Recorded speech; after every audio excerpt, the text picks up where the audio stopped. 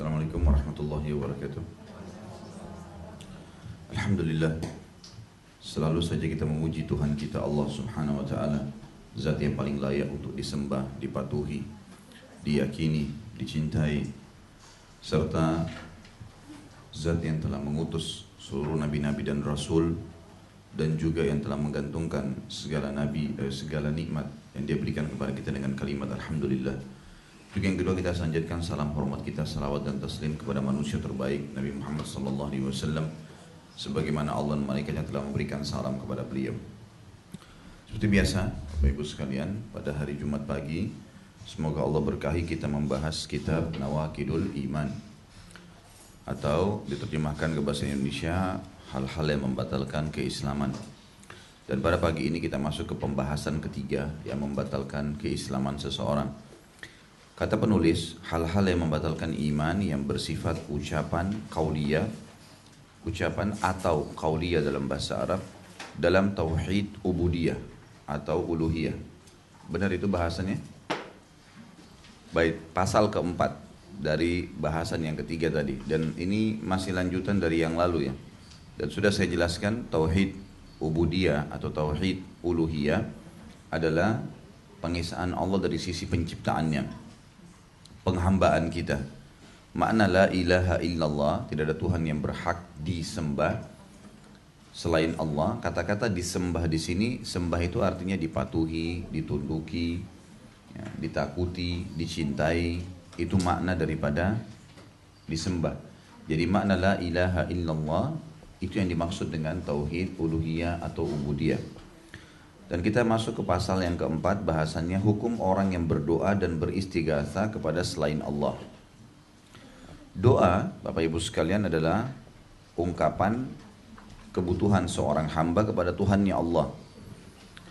Dibahasakan doa, diambil dari kata-kata da'a yad'u, yang berarti meminta, memohon. Maka ini memang fasilitas yang disiapkan oleh Sang Pencipta Allah Subhanahu wa Ta'ala untuk kita, agar bisa berkomunikasi dengannya. Ya.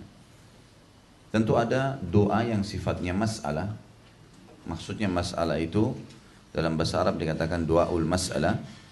Kalau seseorang punya hajat, seperti dia sakit minta disembuhkan, dia miskin minta diberikan kekayaan, dia butuh bantuan dan pertolongan, dia minta kepada Tuhannya Allah Subhanahu wa Ta'ala, maka itu hal yang mendasar juga bagian daripada doa. Ada juga doa yang lain, yaitu doa yang sifatnya rutin, yang memang sudah dihubungkan oleh Allah Subhanahu wa Ta'ala dengan sebagian daripada kegiatan-kegiatan kita keseharian. Seperti kasus misalnya kita mau masuk, a'azzakumullah, semoga Allah muliakan Anda semua, kamar mandi misalnya, ada doanya sendiri. Itu ditentukan tempatnya, ditentukan juga jenisnya, jenis doanya. Sama dengan keluar kamar mandi, kemudian mau makan, habis makan, kemudian doa berhubungan biologis. Ada doa-doa yang ditentukan. Maka ini memang kita selalu kerjakan keseharian, seperti keluar rumah, masuk rumah, menggunakan pakaian, dan seterusnya. Orang yang selalu berdoa, orang yang dekat dengan Tuhannya, Allah Subhanahu wa Ta'ala. Dan doa ini oleh Allah Subhanahu wa Ta'ala dijadikan sebagai fasilitas yang merupakan tolok ukur orang itu beribadah atau tidak. Sebagaimana sabda Nabi SAW dalam hadis yang sahih, ad-du'a huwal ibadah. Doa itu sebenarnya adalah inti ibadah. Kita lihat sholat misalnya, begitu setelah takbir ada doa iftitah. Di dalam Al-Fatihah, di awalnya beberapa ayat pertama, 3 ayat pertama, 4 ayat pertama isinya adalah memuji Allah Subhanahu wa Ta'ala. Sisanya adalah ayat memohon doa. Kita tahu juga ada doa dalam ruku, doa dalam i'tidal. Kemudian seperti misalnya dalam doa ruku, salah satunya adalah subhanakallahumma bihamdika Allahumma gfirli, maha suci engkau ya Allah, ampunilah aku. Ini adalah doa. Kemudian juga doa i'tidal sama. Kemudian doa sujud, doa di antara dua sujud. Sampai sebelum salam ada doa yang pernah kita pelajari, kurang lebih ada 23 doa yang dianjurkan untuk dibaca sebelum salam. Isinya doa. Pada saat kita sedang puasa disuruh berdoa. bahkan dijanjikan doanya mustajab. Pada saat seseorang pergi haji atau umrah, dipenuhi dengan doa. Hampir semuanya apa yang kita lakukan diikat oleh Allah Subhanahu wa taala dengan doa agar seorang hamba tidak terlepas dari Tuhannya. Saya sudah berikan contoh tadi, ada doa yang kalau kita keluar rumah baca doa, mau makan, mau minum, masuk kamar mandi, keluar kamar mandi, mau tidur, bangun tidur, mau berhubungan biologis, semuanya dihubungkan dengan doa. Makanya doa kata Nabi SAW, dia adalah inti ibadah. Dia adalah inti ibadah. Di dalam hadis yang lain riwayat Tirmidzi, kata Nabi SAW, man lam yad'ullah yaghdab alaih. Siapa yang tidak berdoa sama Allah, justru Allah murka padanya. Jadi jangan sampai Bapak Ibu bilang, oh saya lagi sehat badannya, tidak usah saya berdoa kepada Allah. Nanti pikirannya kalau sakit baru berdoa. Ini pemahaman yang keliru. Karena ulama sepakat mengatakan, seseorang itu ya, lebih afdal di sisi Allah Subhanahu wa taala berdoa untuk mempertahankan nikmat daripada dia berdoa untuk dikeluarkan dari masalah. Lebih afdal di sisi Allah Subhanahu wa taala kalau kita bilang lagi sehat, ya Allah, pertahankanlah kesehatanku ini, panjangkanlah umurku, berkahilah rezekiku, keluargaku, anak-anakku. Sementara memang semuanya dalam keadaan enak. Itu lebih afdal dibandingkan pada saat dia lagi bertengkar suami istri lalu minta kepada Allah untuk diberikan jalan keluar. Atau anaknya lagi sakit minta disembuhkan. Atau usahanya lagi bangkrut minta untuk diberikan jalan keluar dari Allah Subhanahu wa taala. Itu boleh, tetapi yang pertama lebih afdal. Yang pertama lebih afdal. Kalau kita faham tentang ini, maka kita tidak akan menunda doa. Setiap saat kita akan menyampaikannya kepada Allah Subhanahu wa taala. Kalau manusia misalnya bisa mendapatkan teman curhat, pada saat dia punya masalah, ada orang yang dia percaya, dewasa, bijaksana, bisa menjaga rahasianya. Kemudian dia menyampaikan, hanya sekedar menyampaikan masalah dia.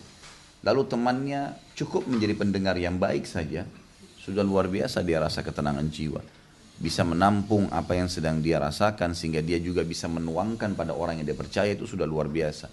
Bagaimana kalau teman kita tadi itu bisa memberikan ide-ide yang menurut kita brilian sekali, kita bisa mendapatkan jalan-jalan keluar dari permasalahan yang sedang kita hadapi. Saya yakin setiap ada masalah kita akan selalu datang kepada orang yang sama, gitu kan? Itu contoh saja, dan Allah Subhanahu wa taala sudah memberikan kita contoh dalam realita kehidupan kita. Begitulah manusia. Bagaimana dengan orang yang justru kalau dia dan teman kita tuh belum bisa memberikan apa-apa ya. Misal kita lagi bangkrut usaha, paling dia bisa memberikan ide-ide. Kalaupun dia bantu, nggak mungkin dia menutupi semua kerugian kita. Itu sulit sekali. Tapi ada Allah Subhanahu wa taala yang kita yakini, la ilaha illallah, tidak ada Tuhan yang berhak disembah kecuali Dia. Allah Subhanahu wa taala Maha hidup, Maha perkasa, Maha kaya, Maha segala-galanya.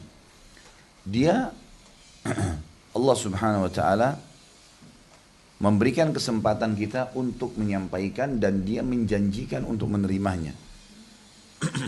Sebagaimana dalam firman-Nya, a'udzubillahi minasyaitonirrajim, wa idza sa'alaka ibadi anni fa inni qaribun ujibu da'watad da'i idza da'an falyastajibu li wal yu'minu bi la'allahum yarshudun.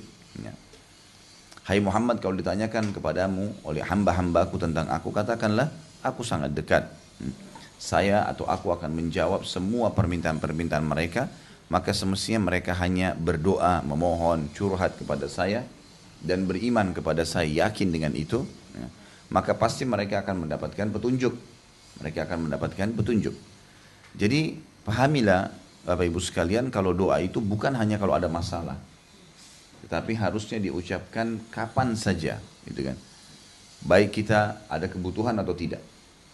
Apa yang saya sampaikan tadi ini pendapat para ulama berhubungan sekali dengan hadis Nabi Muhammad SAW yang sahih berbunyi, kenallah Tuhanmu dalam keadaan kau lagi penuh dengan nikmat, maka Dia akan mengenalmu pada saat kau sedang tertimpa cobaan.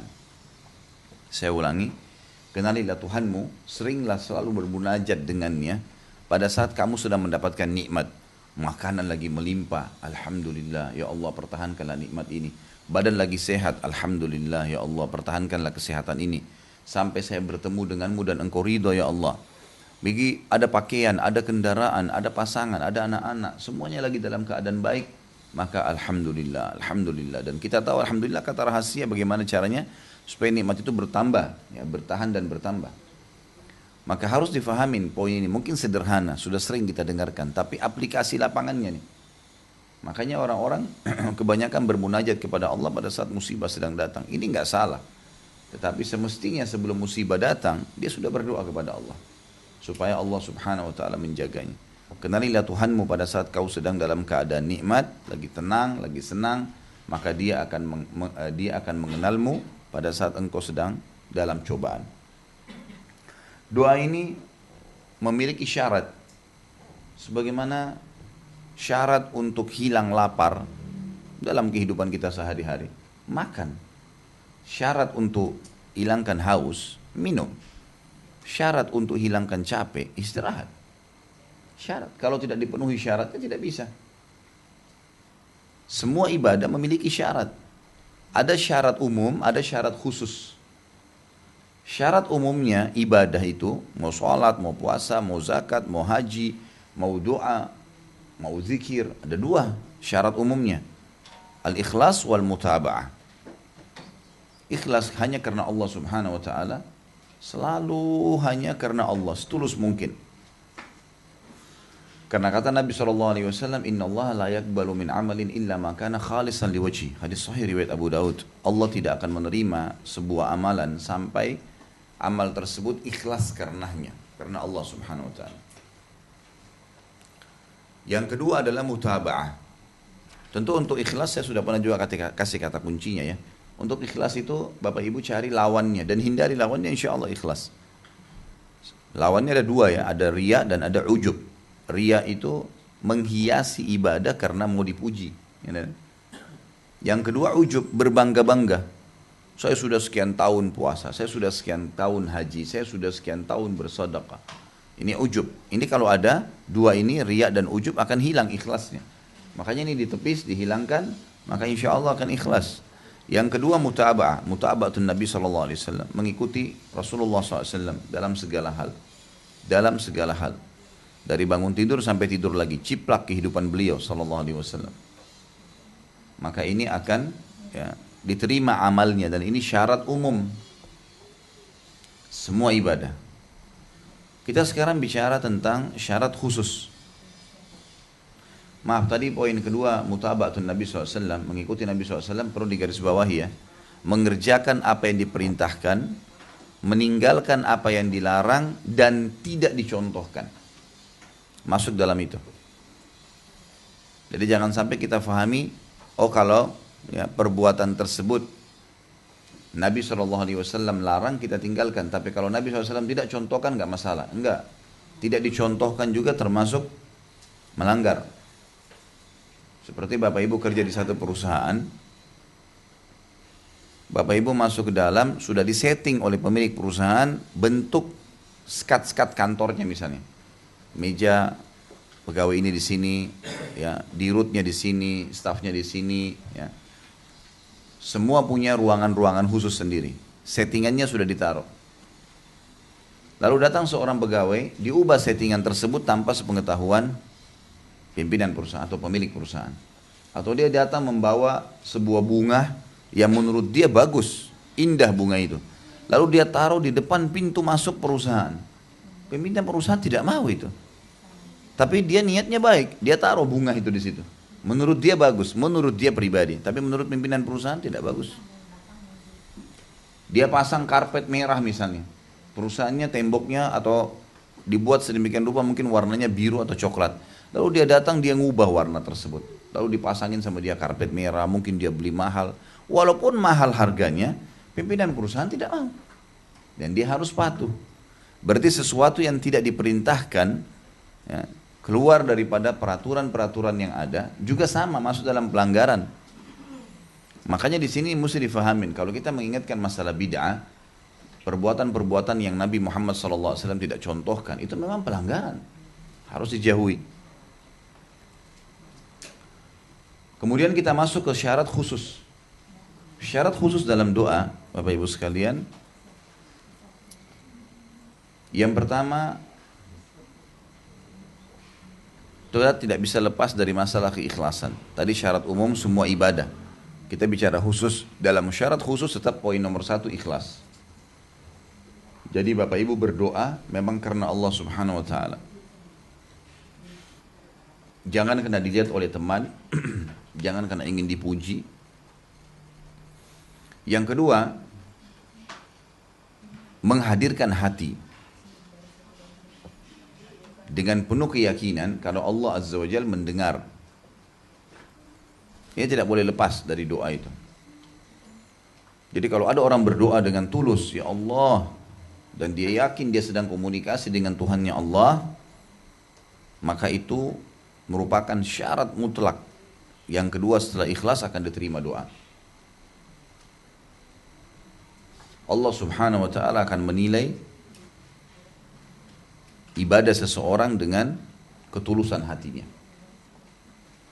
Ada seseorang datang dari Mesir beberapa waktu yang lalu, kisah di Mekah, dan sempat diangkat oleh beberapa dai sebagai kisah di sana.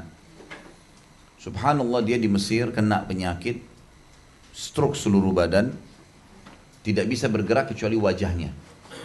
Dia cuma bisa mengucapkan kata-kata, seluruh tubuh yang lain itu ya, terikat. Stroke maksud saya. Bertahun-tahun dia obatin tidak pernah bisa. Orang ini cuma bisa menangis di atas ranjangnya dan cuma bisa mengucapkan kata-kata beristighfar kepada Allah Subhanahu wa taala. Karena dia dulu memang punya banyak dosa. Sedikit saya tanggapi sebelum kisah ini. Kalau Bapak Ibu diberikan penyakit yang standar, hampir semua orang kena penyakit itu kayak flu, demam, umum, seluruh dunia bisa merasakan itu. Maka ini penyakit umumnya untuk membersihkan dosa atau untuk peringatan. Sunnatullah, sistem yang akan terjadi. Tetapi kalau seandainya penyakit itu jarang terjadi, cuma sebagian orang seperti kasus stroke, ya, orang kena kanker dan yang lainnya, ini berarti pastikan karena ada dosa yang Allah Subhanahu wa taala ingin bersihkan dari Anda. Berat. Ya. Tapi masih mending daripada kita ya, dihukum di akhirat nanti. Orang ini kebetulan kena stroke dan parah, dan dia menyadari kalau dia sering berbuat dosa dulu. Maka yang terjadi, dia bilang sama saudaranya pada saat itu, saya sudah putus asa dari semua upaya. Apapun sudah saya coba kerjakan. Dan saya merasa diri saya berbuat dosa. Satu-satunya yang belum saya kerjakan adalah saya ingin sekali dibawa berangkat ke Mekah. Saya ingin langsung berdoa di depan rumahnya Allah. Maka saudaranya bilang, biaya ada, tapi bagaimana caranya dalam kondisi stroke seperti ini dibawa? Nggak mungkin gitu. Kecuali memang butuh ekstra tenaga lagi. Dia bilang, saya mohon itu saja, berikan kepada saya itu. Maka dia pun pergi ke sana. Dalam kisahnya dikatakan, kemudian dipakaikan ihram dalam kondisi terbaring. Belum pernah ada orang tawaf sambil berbaring, gitu kan. Baru orang ini kemungkinan. Biasanya pun kalau ada orang pakai kursi roda, ini karena nggak bisa bergerak, harus lurus badannya sambil berbaring. Lalu dia mohon kepada penjaga-penjaga masjid, disampaikan kalau orang ini betul-betul sakit parah sudah bertahun-tahun, mohon diizinkan untuk tawaf dengan ya, tempat tidurnya ada roda yang biasa dibawa di rumah sakit. Akhirnya setelah melobi dan diizinkanlah, sampai dia diletakkan di dekat Ka'bah. Dia bilang, lalu orang ini teriak dengan suara keras, Allahu Akbar, ya, dengan keyakinan dalam hati. Dia mengatakan, ya Allah, sebagaimana engkau telah menjanjikan dalam kitabmu, maka aku telah datang ke tempatmu dalam kondisi seperti ini, dan aku akan memohon kepadamu. Dan aku bersumpah atas namamu ya Allah, keluarkan aku dari rumahmu ini dalam kondisi aku sembuh atau aku diantar ke kuburan, meninggal dunia. Dia ulangin terus kata-katanya, dia bilang, ya, sampai orang-orang yang membawanya terharu. Dia sambil nangis, sambil terus dia nangis, dia mohon, ya Allah, keluarkan aku dari rumahmu ini dalam kondisi aku sembuh, atau bawakan, antarkan aku ke kuburan, matikan saja. Karena sudah tidak mungkin hidup seperti ini menderita. Terus dia bersumpah atas nama Allah Subhanahu wa taala sampai saking capeknya sampai orang ini tertidur. Dan mereka berhenti tawaf sementara. Subhanallah, dikatakan dalam kisah ini, orang ini cerita, dia mimpi, dalam mimpinya dia dengar suara, wahai fulan, bangunlah, jalan. Dia mimpi begitu. Dalam kondisi mimpi terulang terus sampai 7, 8 kali, 10 kali kalimat itu di telinganya, sampai dia sadar. Waktu dia sadar, dia bilang, saya tidak tahu kenapa tiba-tiba saya berdiri dari tempat tidur itu, turun dari situ lalu saya tawaf. Orang ini, saudaranya lihat kejadian tersebut, orang di sini lihat sampai menangis dan mereka saking terharunya nggak bisa ngomong. Mereka nggak bisa ngomong. Lihat orang ini jalan tanpa maksudnya tidak sadar. Artinya dia dalam kondisi seperti orang yang baru bangun tidur tidak tahu apa yang sedang terjadi. Dia tawaf. Waktu dia putar tawaf satu kali, tiba-tiba dia melihat saudara-saudaranya yang lagi menangis melihat dia. Sudah satu putaran dia, teman-temannya, saudaranya tetap tepat di tempat yang tadi. Kayak tidak percaya gitu. Di dekat ranjang. Barulah dia sadar kalau ini tadi ranjangnya dia, dan ini adalah saudaranya. Lalu dia bertakbir dengan suara keras lagi di dekat depan pintu Ka'bah. Lalu dia mengatakan, sungguh kau benar-benar raja yang tidak akan pernah ada kebohongan dalam kerajaanmu.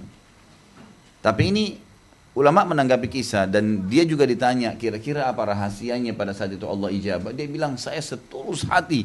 Pokoknya betul-betul pada saat itu yakin Allah sedang mendengar dan tidak ada tempat bergantung kecuali dia.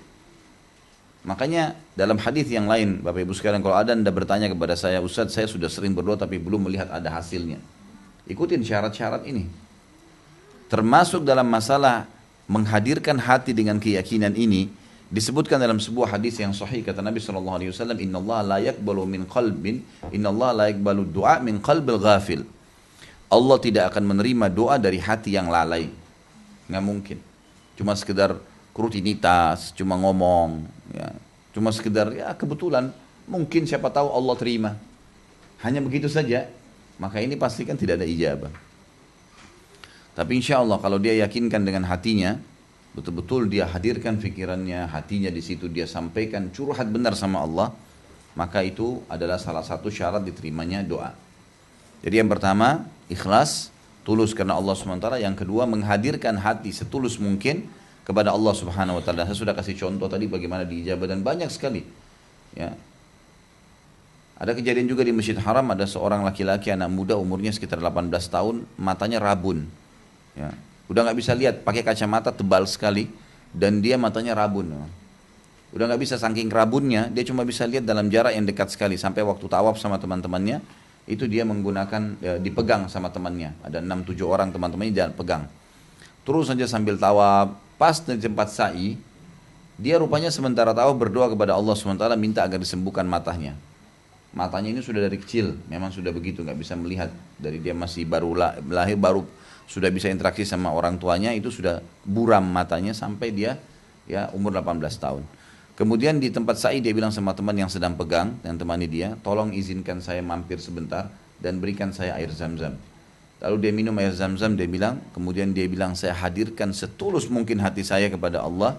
Ya Allah, engkaulah yang telah menciptakan segala sesuatunya dan engkaulah yang telah membuat mataku rabun dan engkaulah yang telah mengaruniakan mata yang terang buat orang lain. Maka karuniakanlah aku nikmat sebagaimana engkau berikan karunia orang-orang yang telah engkau berikan penerangan mata. Dia bilang, sementara dia buka kacamatanya dan memang buram, tidak kelihatan apa-apa, diambil zam-zam tersebut lalu diusap di matanya sambil dia menangis tulus kepada Allah Subhanahu wa taala. Pada saat dia usap, matanya sambil ditutup, sambil diambil kacamata sama dia diraba-raba, kemudian ditaruh kacamata tersebut. Waktu dia buka matanya malah kabur. Ini kisah nyata, malah kabur. Dia heran kok kabur, buram. Maksudnya buram ini dalam arti kata lebih parah daripada awal gitu. Tidak sengaja ditarik sama dia kacamatanya, dibuka kembali dengan niat ingin mengusap lagi air zam-zam. Waktu dia tarik malah dia lihat terang. Maka dia berteriak di sa'i waktu itu dan banyak menghebohkan orang-orang sampai orang kerumun. Kenapa orang ini? Kata dia mengatakan, Allah yang maha penyayang telah menyembuhkan mataku.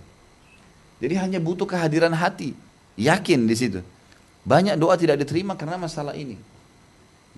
Yang ketiga, hindari permintaan dosa.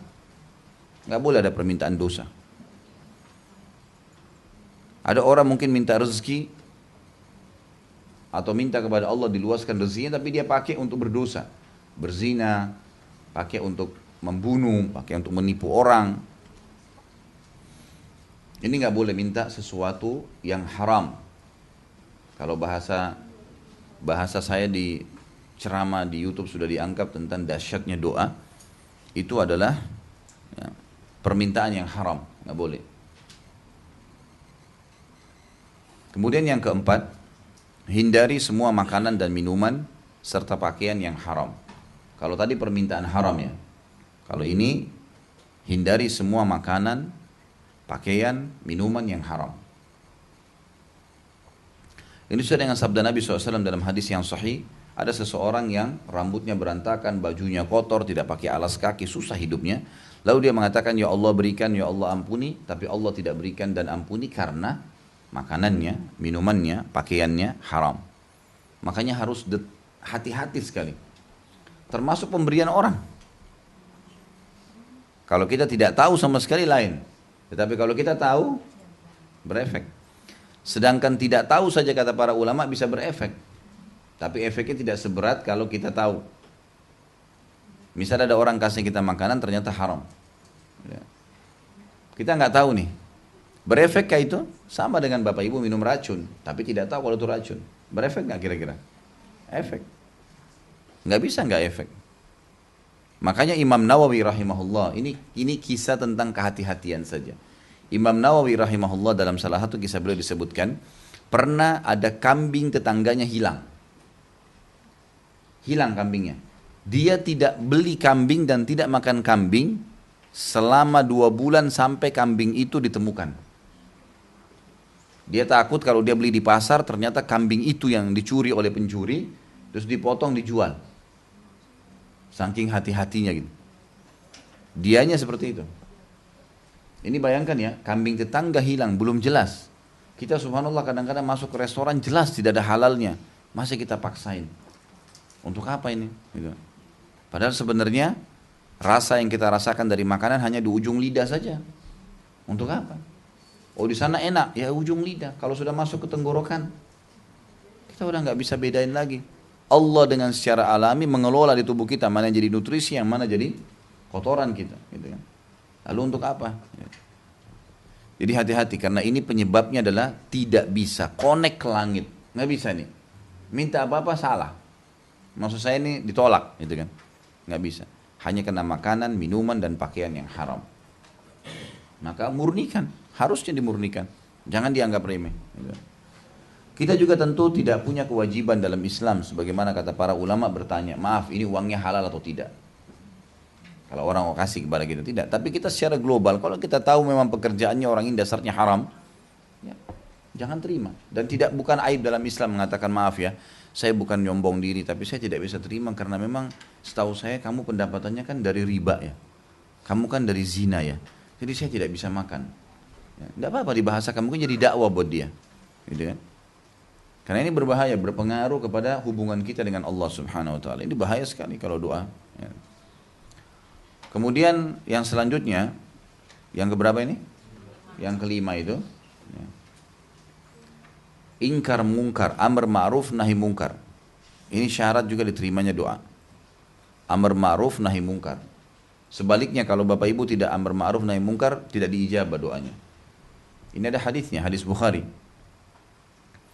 Kata Nabi SAW, kalian harus beramar ma'ruf, kalian harus mengingkar mungkar.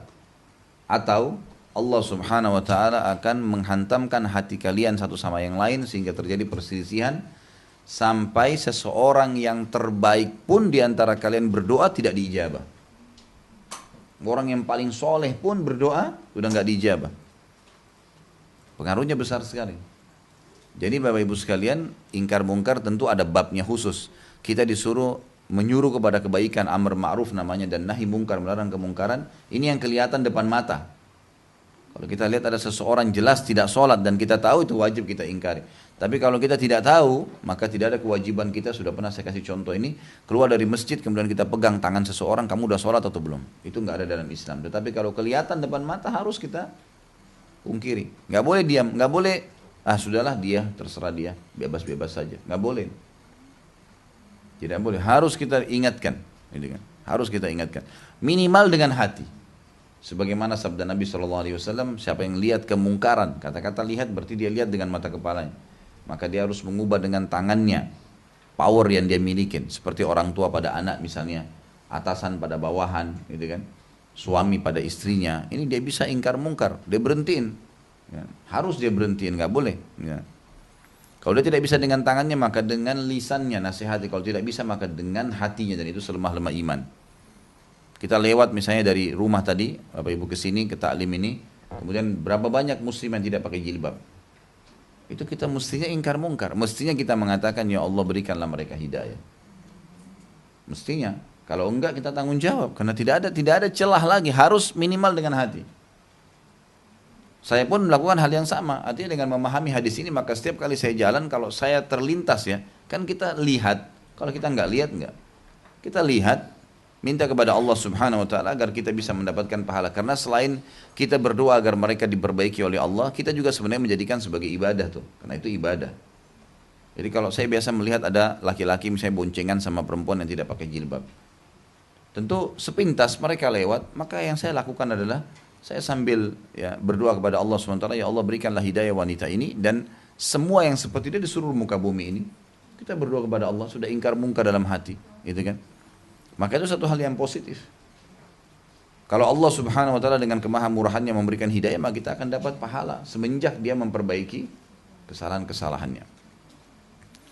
Jadi harus ingkar mungkar, amar ma'ruf nahi mungkar, ya. Dan dimulai dari ruang lingkup yang terdekat. Pasangan hidup kita, anak-anak di rumah harus, ya. Banyak orang subhanallah di rumahnya tidak pernah ingkar mungkar, tidak pernah amar ma'ruf. Anaknya sholat, tidak sholat terserah. Ini nggak boleh. Ya, pasangannya berbuat salah nggak diingatin, harus diingatin, nggak boleh nggak. Bahkan dalam sebuah hadis Bukhari kata Nabi SAW, kalau kalian melihat kemungkaran dan kalian tidak pungkiri, ya, maka Allah akan mendatangkan azabnya yang merata. Misal kita tinggal di satu komplek perumahan, ada 20 rumah. Dari 20 rumah ini ada 18 rumah atau 15 rumah, atau anggaplah 2 rumah saja, berbuat kemungkaran. Kemungkaran ini jelas dalam agama kita, salah. Gitu. Dan umumnya subhanallah, semua yang dilarang oleh agama, pasti buruk di mata manusia. Seperti misal mukul, ngambil haknya orang, teriak-teriak. Umumnya orang semua memang sudah sunnatullah, orang tidak suka. Gitu kan. Bahkan kalau ada orang putar musik, menurut dia tidak apa-apa, dia putar, tapi dia besarkan. Semua orang terganggu. Umumnya orang kalau masih normal pasti merasa terganggu. Gitu kan. Orang mau aktivitas yang lain, kenapa dia harus ribut gitu. Maka kita tidak usah khawatir untuk mengingatkan. Walaupun itu orang non-muslim, kita boleh sampaikan. Maaf ya, kalau pagi kalau anda putar musik jangan terlalu besar. Karena ini sampai ke rumah saya dan ini mengganggu aktivitas kami. Gak apa-apa. Harusnya kita sampaikan, jangan dibiarkan. Misal contoh. Jadi menyuruh kepada kebaikan dan melarang dari kemungkaran, itu adalah salah satu penyebab diterimanya doa. Yang keenam, selanjutnya ya, adalah tidak tergesa-gesa. Tidak tergesa-gesa.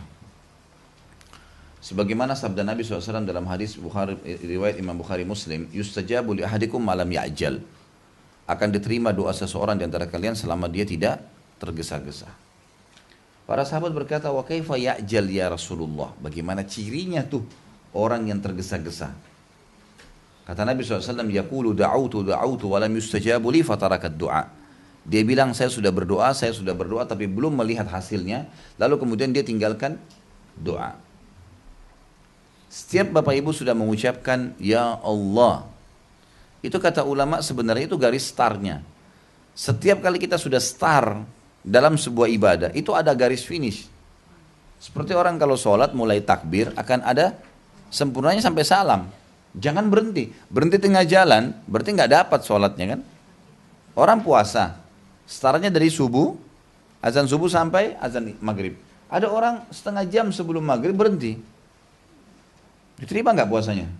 Enggak, batal. Padahal sudah berjam-jam nih. Harus selesai. Sama dengan orang makan, dia lapar, dia makan. Tengah jalan dia berhenti, tetap dia akan terganggu, dia mesti selesaikan. Itu contoh saja. Maka dalam doa seperti itu.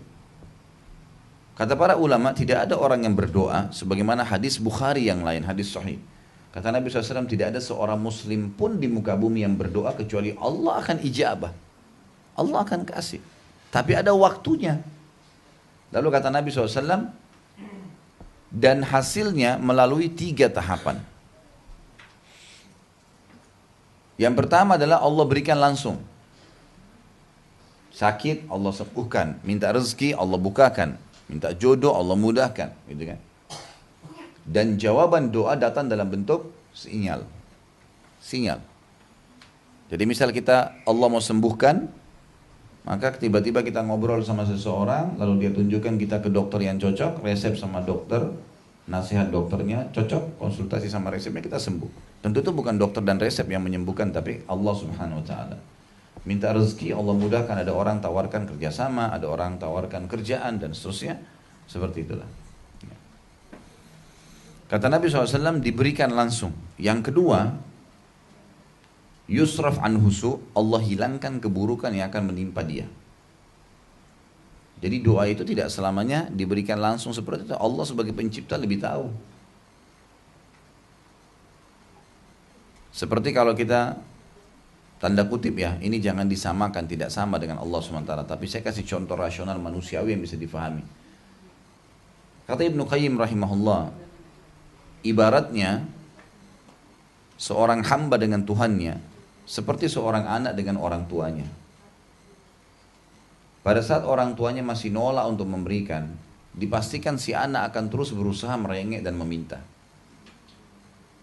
Mestinya begitu. Jangan malah saya yakin anak tersebut tidak akan pergi meninggalkan orang tuanya, tapi berusaha terus meminta. Misal dia pengen sekali sepeda, terus dia akan bahasakan ke kita sampai dia dapat. Kata Ibnu Qayyim, mestinya seorang anak seperti itu. Jadi dihilangkan keburukan yang akan menimpa dia. Kemudian yang ketiga adalah yuddahar lahu yaumul qiyamah. Allah akan simpankan dalam bentuk pahala yang dia panen pada hari kiamat. Dalam athar yang lain disebutkan bahwasanya akan didatangkan nanti hari kiamat orang-orang yang banyak sekali, orang-orang yang banyak mendapatkan banyak sekali pahala, bergunung-gunung pahalanya. Lalu mereka bingung, pahala dari amalan apa nih? Di dalam athar ini disebutkan, kata mereka kepada para malaikat, ini amalan dari mana nih? Pahala dari mana? Amal yang mana nih? Maka kata para malaikat, ini adalah doa-doa kalian yang belum kalian lihat hasilnya di dunia. Maka pada saat itu mereka semuanya berharap doa-doa yang mereka panjatkan di dunia tidak mereka dapatkan balasannya di dunia, dan mereka ingin didapatkan di akhirat karena besarnya pahala itu. Tentu pahala yang banyak untuk meninggikan derajat di surga ya. Kita masuk di surga dengan rahmat Allah Subhanahu Wa Taala, dan kita tertinggi derajat kita karena ya, amal yang banyak kita kerjakan. Selanjutnya yang ketujuh, syarat adalah menggunakan dan memaksimalkan waktu-waktu mustajab doa. Waktu-waktu mustajab doa. Memang Allah sudah siapkan tuh waktunya. Sama boleh kita bertanya-tanya, boleh kita menyampaikan hajat-hajat kita, bukan tidak boleh. Tapi di waktu mustajab doa ini seperti lagi dibuka pendaftaran. Sama kita ada lowongan kerja di satu perusahaan, dibuka waktunya dari jam 8 pagi sampai jam 3 sore misalnya. Ya udah. Orang yang datang mendaftar pada waktu itu diterima berkasnya. Kalau ada orang datang jam 5 sore sudah tutup, bisa diterima, bisa enggak. Tergantung. Tangkap contoh rasionalnya ya. Maka seperti itu orang kalau berdoa. Ada waktu mustajab.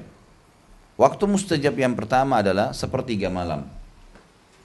Ini kurang, kalau sepertiga malam itu Bapak Ibu sekalian cara hitungnya adalah mulai azan maghrib, mulai matahari mau terbenam, itu sampai subuh, dibagi 3. Maghrib bukan isya.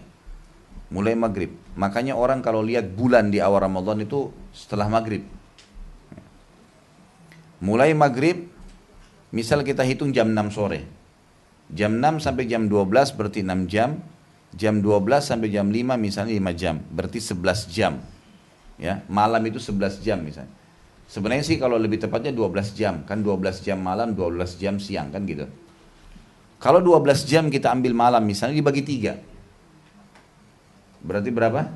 4 jam. Berarti 4 jam sebelum subuh, misal jam 5 subuh nih.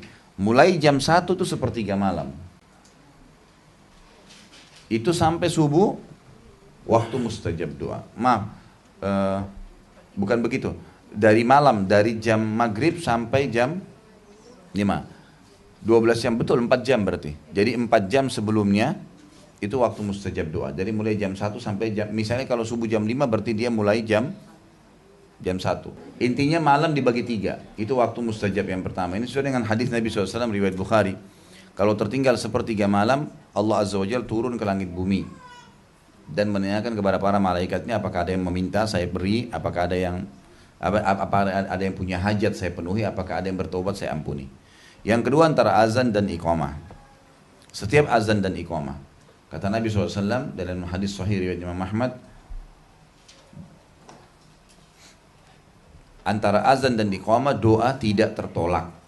Doa tidak tertolak.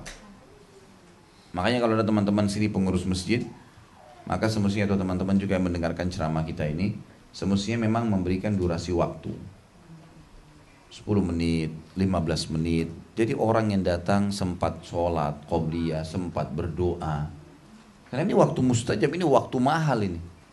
Waktu mahal, dan itu kalau cuma 2 menit, 3 menit, ada orang subhanallah muadzin, dia azan, selesai dia sholat, dia langsung iqamah. Nggak mau peduli dengan orang lain. Ini nggak boleh nih. Makanya bijaksana sekali kalau kita bisa taruh di masjid kita durasi menit, kan sekarang sudah banyak disiapin dijual.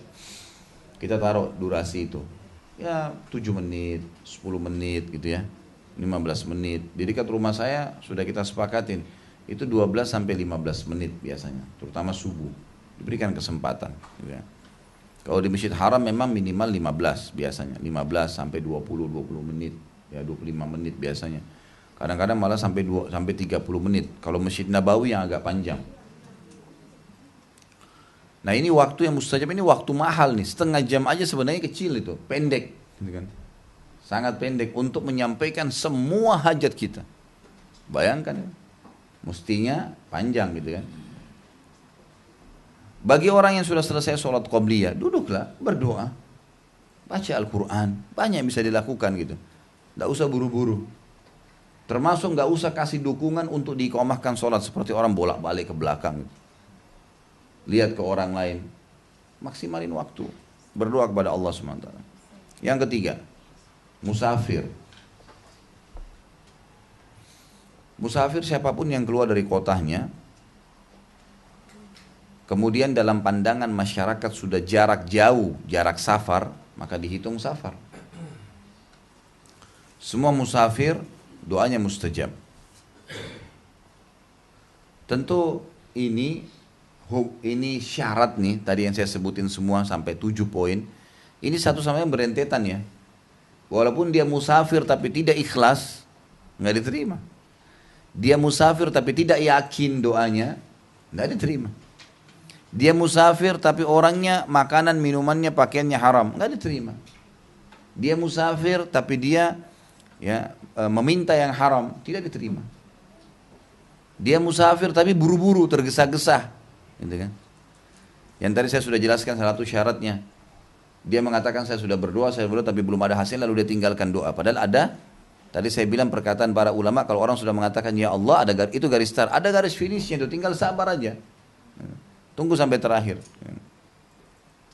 Maka harus berentetan syarat-syarat ini satu sama yang lain, nggak bisa ditinggalkan. Kemudian yang selanjutnya selain musafir, ini hadisnya ada hadis riwayat Imam Ahmad ya, kata Nabi SAW, doa ya diterima pada saat safar. Yang keempat, ini kita bicara masalah doa waktu-waktu mustajab ya. Kita di poin ke-7, syarat ke-7. Syarat ke-7 adalah tadi memaksimalkan waktu mustajab. Sepertiga malam antara azan dan iqamah, musafir, kemudian selanjutnya masuk ya, doa orang tua buat anak. Doa orang tua buat anak. Sering minta agar orang tua kita doain. Ibu, ayah doain saya. Sering ucapkan tuh. Karena kata Nabi SAW, doa orang tua untuk anak mustajab. Hadis sahih. Makanya di sini Bapak Ibu juga sudah pernah saya bilang jangan ucapkan kata-kata yang buruk. Sebagaimana sabda Nabi SAW di dalam hadis sahih riwayat Bukhari, jangan kalian mengucapkan doa atau kata-kata yang buruk buat diri kalian, keluarga kalian dan harta kalian. Karena bisa saja malaikat lewat lalu mengaminkannya. Selanjutnya, doa anak soleh buat orang tua. Doa anak soleh buat orang tua. Ini sesuai dengan sabda Nabi SAW. Kalau anak Adam meninggal dunia, terputus amalnya kecuali dari 3 sumber. Sedekah jariyah, ilmu bermanfaat, dan anak soleh yang mendoakannya. Setelah itu, doa muslim terhadap muslim yang lain. Doa muslim untuk muslim yang lain secara gaib. Maksudnya gaib ini bukan gaib seperti yang dibayangkan ya, tapi tidak sedang berhadapan. Ala zahril gaib dalam hadis dikatakan. Tidak saling berhadapan. Misal ada saudara kita atau kita mendoakan orang tua kita yang ada tinggal di Surabaya misalnya, atau ada tinggal di Sumatera. Kita doain sementara beliau tidak lihat kita. Ya Allah, panjanglah umur orang tua saya, ampunilah dosa-dosanya. Itu mustajab. Doa seorang muslim untuk muslim yang lain, tapi arah zahril ghaib, tidak saling melihat. Niatnya memang mendoakan saudaranya. Selanjutnya pada saat hujan turun. Pada saat hujan turun. Ini sesuai dengan hadis sahih kata Nabi SAW, pada saat turun hujan, berdoalah sementara rahmat Allah turun, karena doa tidak tertolak. Makanya kalau lagi hujan jangan mengeluh. Hujan itu malah kita mestinya bersyukur kepada Allah Subhanahu wa taala. Lagi hujan, angkat tangan, langit berdoa kepada Allah Subhanahu wa taala, sampaikan hajat kita. Dan jangan pernah merasa, syaitan kadang-kadang bisikin tuh, apalagi yang kamu mau minta, sekarang sudah banyak kok. Enggak. Ya Allah, pertahankan kenikmatan yang sedang aku rasakan ini. Dan doa itu subhanallah, dia seperti bola salju. Kita kalau sudah memulai baca, nanti muncul semua itu sendiri.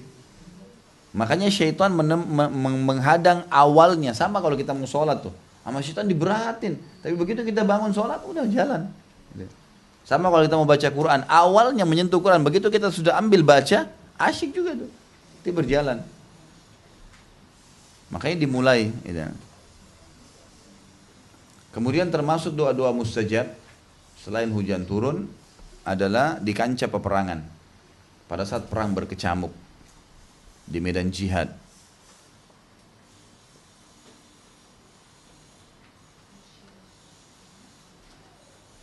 Kemudian doa mustajab yang selanjutnya adalah doa yang orang yang terzalimi. Di kancah peperangan tentu ada hadis Nabi SAW ya, yang menjelaskan masalah itu. Kalau setiap di kancah peperangan beliau selalu berdoa. Dan beliau menekankan pada para sahabatnya untuk berdoalah. Karena Allah menerima dan mendengarkan doa kalian pada saat ini, pada saat perang lagi berkecamuk. Atau kama qala Nabi SAW. Kemudian setelah kancah peperangan tadi, apa yang terakhir?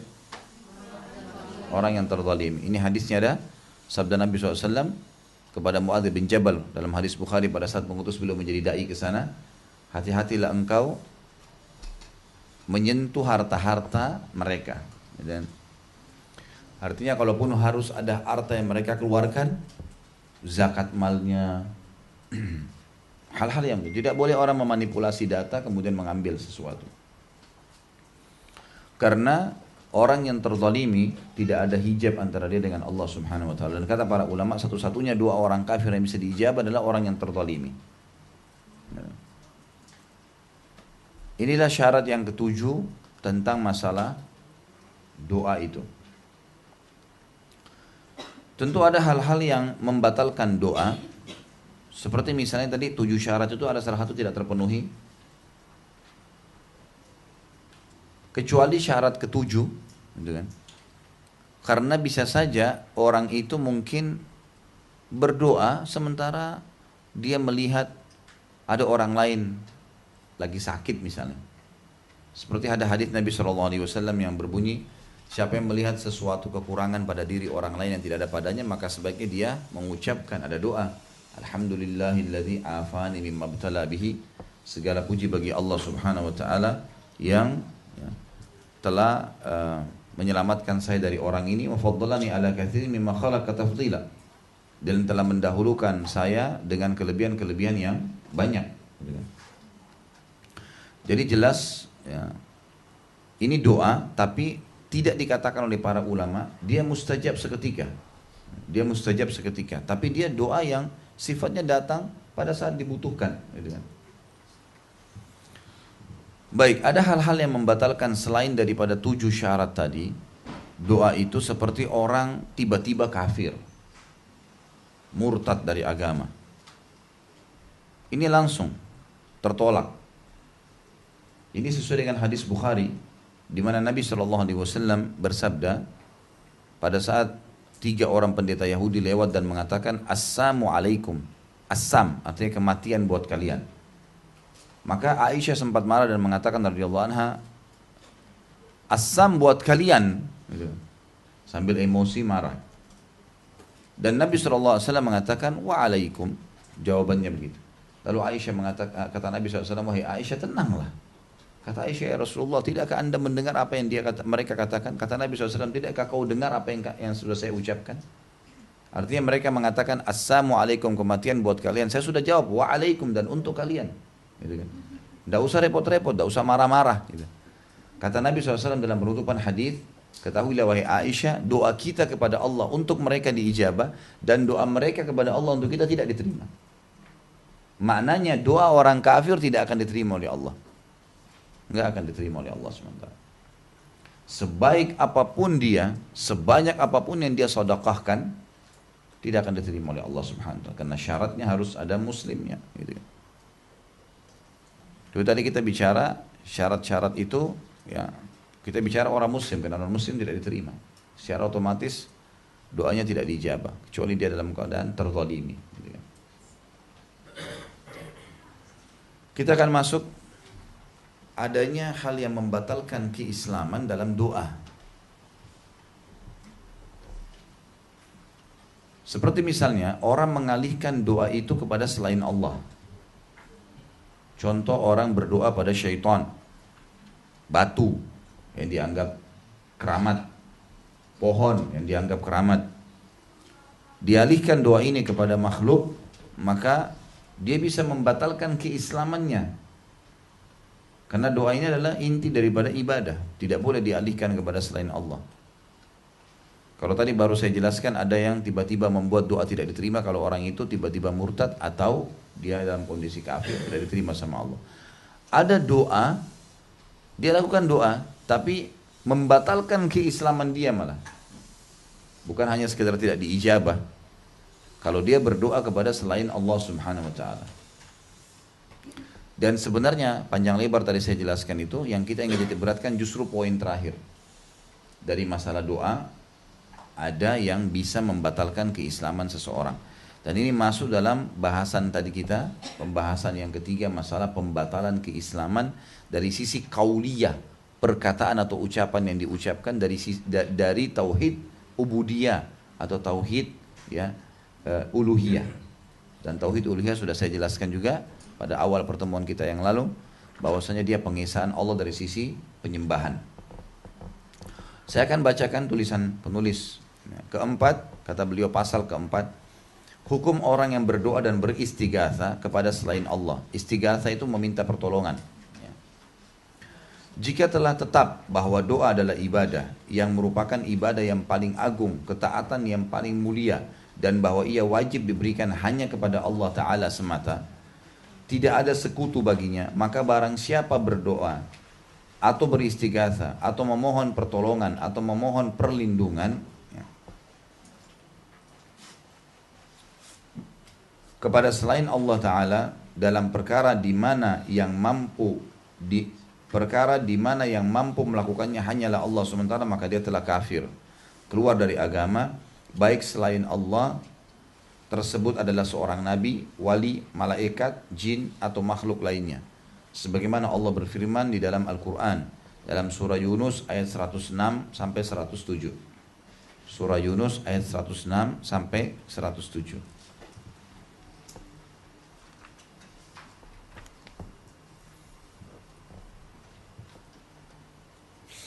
Mungkin teman-teman di sini yang tidak punya buku bisa pinjam dulu buku di sebelah itu ada. Itu di sebelah itu. Bisa dipakai dulu kalau orangnya datang baru kasih. Ya, dibagiin aja. Kalau memang orangnya nggak datang. Di halaman 193.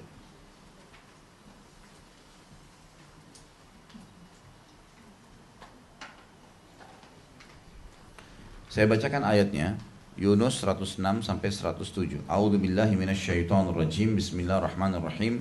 Wala tad'u min dunillahi ma la yanfa'uka wa la yadurruk. Fa in fa'alta fa innaka idzan minadh dhalimin. Wa in yamsaska Allah bidurrin fala kashifa lahu illa hu. Wa in yuridka bi khairin fala radda li fadlihi. Yusibu bihi man yasha'u min ibadihi wa huwal ghafurur rahim. Dan janganlah kamu menyembah apa-apa yang tidak memberi manfaat dan tidak pula menimbulkan mudarat kepadamu selain Allah. Seperti kasus orang minta-minta pada patung, pohon, apa yang bisa dilakukan buat dia gitu. Ya, apalagi patung kadang-kadang dibuat sama dia sendiri, dipahat, dia yang buat matanya, dia yang buat kupingnya, dia yang buat mulutnya, lalu dia minta kepada patung tersebut. Pada saat patungnya rusak, dia yang polesin, dia yang perbaikin. Ini gimana caranya?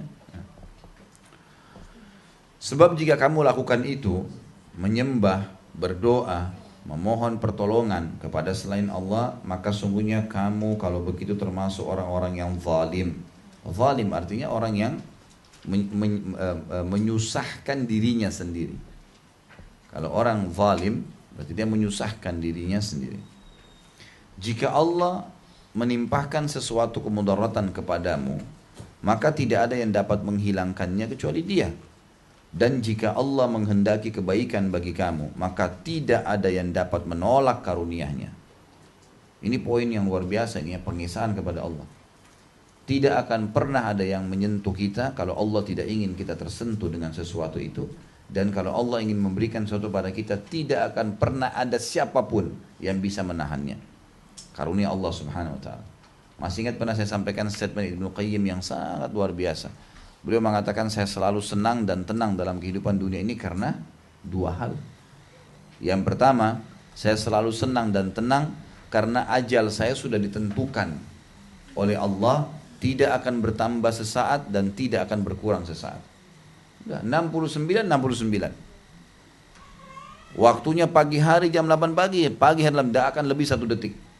Akan mati pada saat itu. Lalu untuk apa? Ya, terbebani dengan masalah itu. Toh pasti akan datang. Udah sekarang maksimalin mengejar amal-amal yang baik. Subhanallah, kita kalau lagi lakukan perjalanan jauh. Saya kemarin pada saat jalan dengan salah satu teman, tangganya cukup jauh, tinggi. Lalu pada saat kami mau jalan, dia bilang, Ustaz ini kayaknya agak tinggi. Saya bilang, gak usah lihat anak tangganya. Melangkah saja. Mulai, jalan. Akan selesai kok gitu. Maka alhamdulillah betul terjadi seperti itu. Jadi kita jalan saja. Ibnu Qayyim mengatakan saya selalu senang dan tenang karena dua hal dalam kehidupan dunia ini. Yang pertama karena ajal saya sudah ditentukan. Tidak akan bertambah sehari sesaat dan tidak akan kurang saat. Dan yang kedua, saya selalu senang dan tenang karena rezeki saya sudah ditentukan. Tidak mungkin ada yang mengambil rezeki saya. Nggak mungkin. Kalau ada sesuatu yang kita inginkan kemudian yang mendapatkan orang lain berarti rezeki dia. Gak usah repot-repot kita jor-joran di situ, gak perlu. Allah sudah bagiin masing-masing porsinya. Jadi ini kalau orang beriman faham tentang masalah-masalah seperti ini. Makanya Allah mengatakan, saya ulangi lagi ayatnya, renungi baik-baik. Bila Allah subhanahu wa ta'ala menginginkan sesuatu kemudaratan kepadamu, maka tidak ada, kalau Allah sudah menimpakan kemudaratan kepadamu, maka tidak ada yang dapat menghilangkannya kecuali Dia. Sakitkah, musibah apa saja, tidak ada yang bisa mengangkatnya kecuali Allah subhanahu wa ta'ala. Mustahil. Allah bisa dengan hikmahnya banjir yang besar hilang tiba-tiba, bisa terjadi tiba-tiba gitu kan. Tapi kalau manusia berusaha susah, dikuras begini begitu, bisa turun hujan lagi, jadi masalah. Dan jika Allah menghendaki kebaikan bagi kamu, maka tidak akan pernah ada yang bisa menolak karunia-Nya. Dia Allah memberikan kebaikan itu kepada siapa yang dikehendakinya di antara hamba-hambanya, dan Dialah yang Maha Pengampun lagi Maha Penyayang. Semoga Allah SWT selalu memberikan karunia yang maksimal buat kita. Allah SWT juga berfirman dalam surah Al-Ankabut ayat 17. A'udzubillahi minasyaitonirrajim. Fabtagu 'indallahi rizqa wa'buduhu. Al-ayah. Maka hanya mintalah rezeki itu di sisi Allah dan sembahlah Dia. Jangan kita minta kepada yang lain. Kata-kata di sini kata ulama tafsir wa'buduhu artinya wad'uhu. Sembahlah dia maksudnya adalah memohonlah kepadanya. Kemudian dikatakan juga dalam surah Asy-Syu'ara ayat 213, A'udzu billahi minasyaitonir rajim, fala tad'u ma'allahi ilahan akhar fatakuna minal mu'adzabin. Janganlah kalian sekali-kali menyeru, memohon, berdoa, menyembah Tuhan yang lain selain Allah yang menyebabkan kalian termasuk orang-orang yang diazab. Tidak boleh sama sekali. Allah Subhanahu wa taala juga berfirman dalam surah Al-Qasas ayat 88. A'udzu billahi minasyaitonir rajim wa la tad'u ma'allahi ilahan akhar la ilaha illahu kullu syai'in halikun illa wajhah lahul hukmu wa ilaihi turja'un. Janganlah kalian sembah selain Allah. Sembah di sini patuh, tunduk, cinta, takut. Itu makna daripada sembah. La ilaha illallah, tidak ada Tuhan yang berhak disembah kecuali Allah, maksudnya tadi itu. Ditunduki, dipatuhi, ya, dicintai. Jangan kalian pernah menyembah selain Allah. Tuhan manapun, karena tidak ada Tuhan yang berhak disembah melainkan Dia. Segala sesuatu pasti akan binasa kecuali Allah.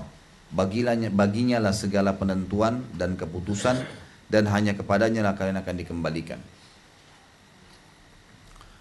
Kemudian dalam surah Al-Ahqaf ayat 5 sampai 6, A'udzu billahi minasyaitonir rajim.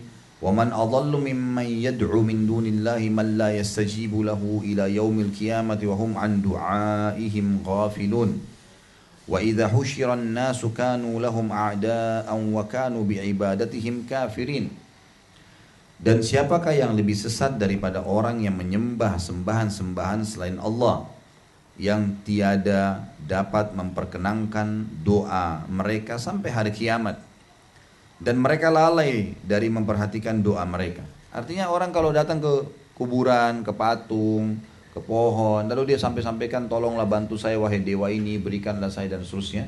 Naudzubillah. Allah memastikan semua itu tidak akan pernah bisa menerima doanya sampai hari kiamat. Apa yang datang padanya, apa yang sudah Allah takdirkan saja. Ada sebuah hadis qudsi, saya akan kembali ke terjemahan ayat ini. Yang mulia sekali kata Nabi SAW, Allah berfirman, wahai anak Adam, kalau seandainya kau yakin dengan kerajaanku, maka pastikan kau tidak butuh dengan kerajaan-kerajaan yang lain. Tidak butuh, kamu tidak usah gantungkan dirimu pada siapapun. Kau yakin dengan kerajaanku, maka hanya bergantung kepadaku. Sudah, kata Allah SWT. Wahai anak Adam, kalau seandainya kau patuh padaku, kata Allah SWT, kalau kau patuh padaku, maka aku akan penuhi semua kebutuhanmu. Lakukan apa yang diperintahkan wajib atau sunnah, tinggalkan apa yang dilarang haram atau makruh. Maka aku akan penuhi semua kebutuhanmu. Wahai anak Adam, kalau seandainya kau menggantungkan nasibmu pada selain aku, maka aku akan membiarkan kamu dengan sembahan-sembahanmu itu, kemudian tidak akan datang kepadamu kecuali yang sudah aku takdirkan. Tetap mutar-mutar dimanapun, jimat, dukun, sana sini, pohon, 1000 pohon didatangin, ujung-ujungnya yang datang kepada dia yang telah Allah tentukan saja. Gak ada hubungannya sama yang disembah itu. Ini hadis yang agung sekali. Bagaimana seseorang sebenarnya tidak ada manfaatnya, ringkas. Beribadah kepada Allah itu biayanya kecil, caranya jelas, ya, mudah, gitu kan. Seperti misalnya orang berdoa kepada Allah SWT, tidak ada proposal dalam doa. Nggak ada proposal yang harus disusun, ditulis, harus ada skemanya, harus ada ini, nggak ada. Angkat tangan ke langit, memuji Allah, membaca salawat, kemudian kita berdoa kepada Allah. Oh, ini termasuk hal yang saya lupa tadi, maaf.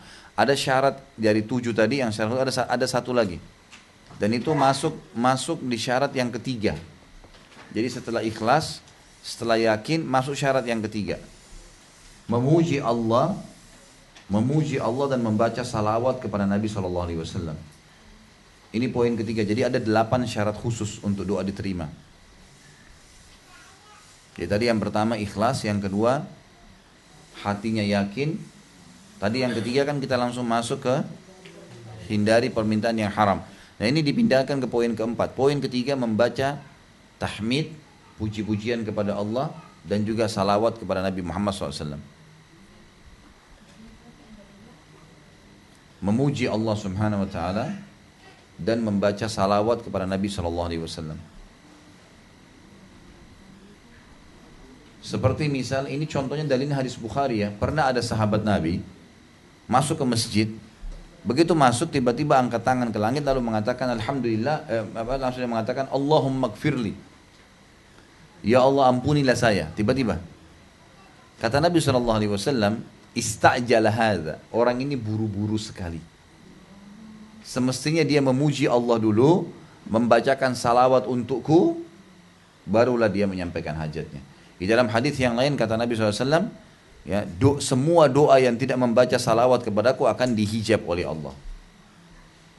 Harusnya kita memuji Allah SWT. Nah ini ulama keluarkan doa-doa yang dasarnya memang sudah ditentukan waktu dan tempatnya. Seperti doa masuk kamar mandi, doa mau makan. Ini nggak perlu diikuti dengan tahmid dan salawat.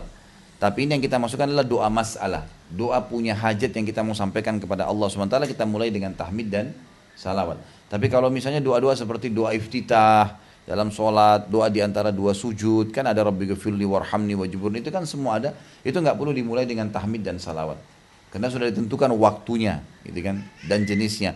Tapi doa masalah, sesuatu yang kita butuh untuk kita sampaikan kepada Allah, maka dimulai dengan tahmid dan salawat. Kembali kepada terjemahan ayat tadi kita, surah Ahqaf ayat 5-6. Dan siapa yang lebih sesat daripada orang yang menyembah sembahan-sembahan selain Allah, yang tidak dapat memperkenankan doa mereka sampai hari kiamat, dan mereka lalai sesembahan itu, semuanya lalai dari memperhatikan doa-doa mereka. Nggak ada yang mereka bisa lakukan.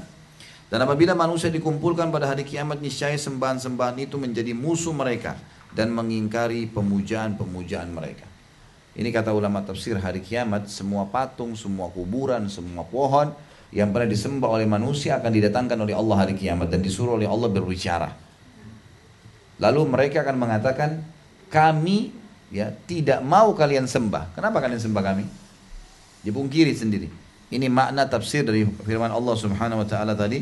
Dan nanti sembahan-sembahan mereka itu menjadi musuh buat mereka dan mengingkari pemujaan-pemujaan mereka. Bagaimana caranya mengingkari? Mereka ngomong, kata ulama. Tafsir yang dimaksud di sini adalah mereka akan ngomong mengatakan bahwasanya ya kami memungkiri apa yang kalian pernah sembahkan kepada kami. Dan ini juga sesuai dengan firman Allah Subhanahu Wa Taala yang lain. Pada saat ya semua tubuh manusia akan berbicara.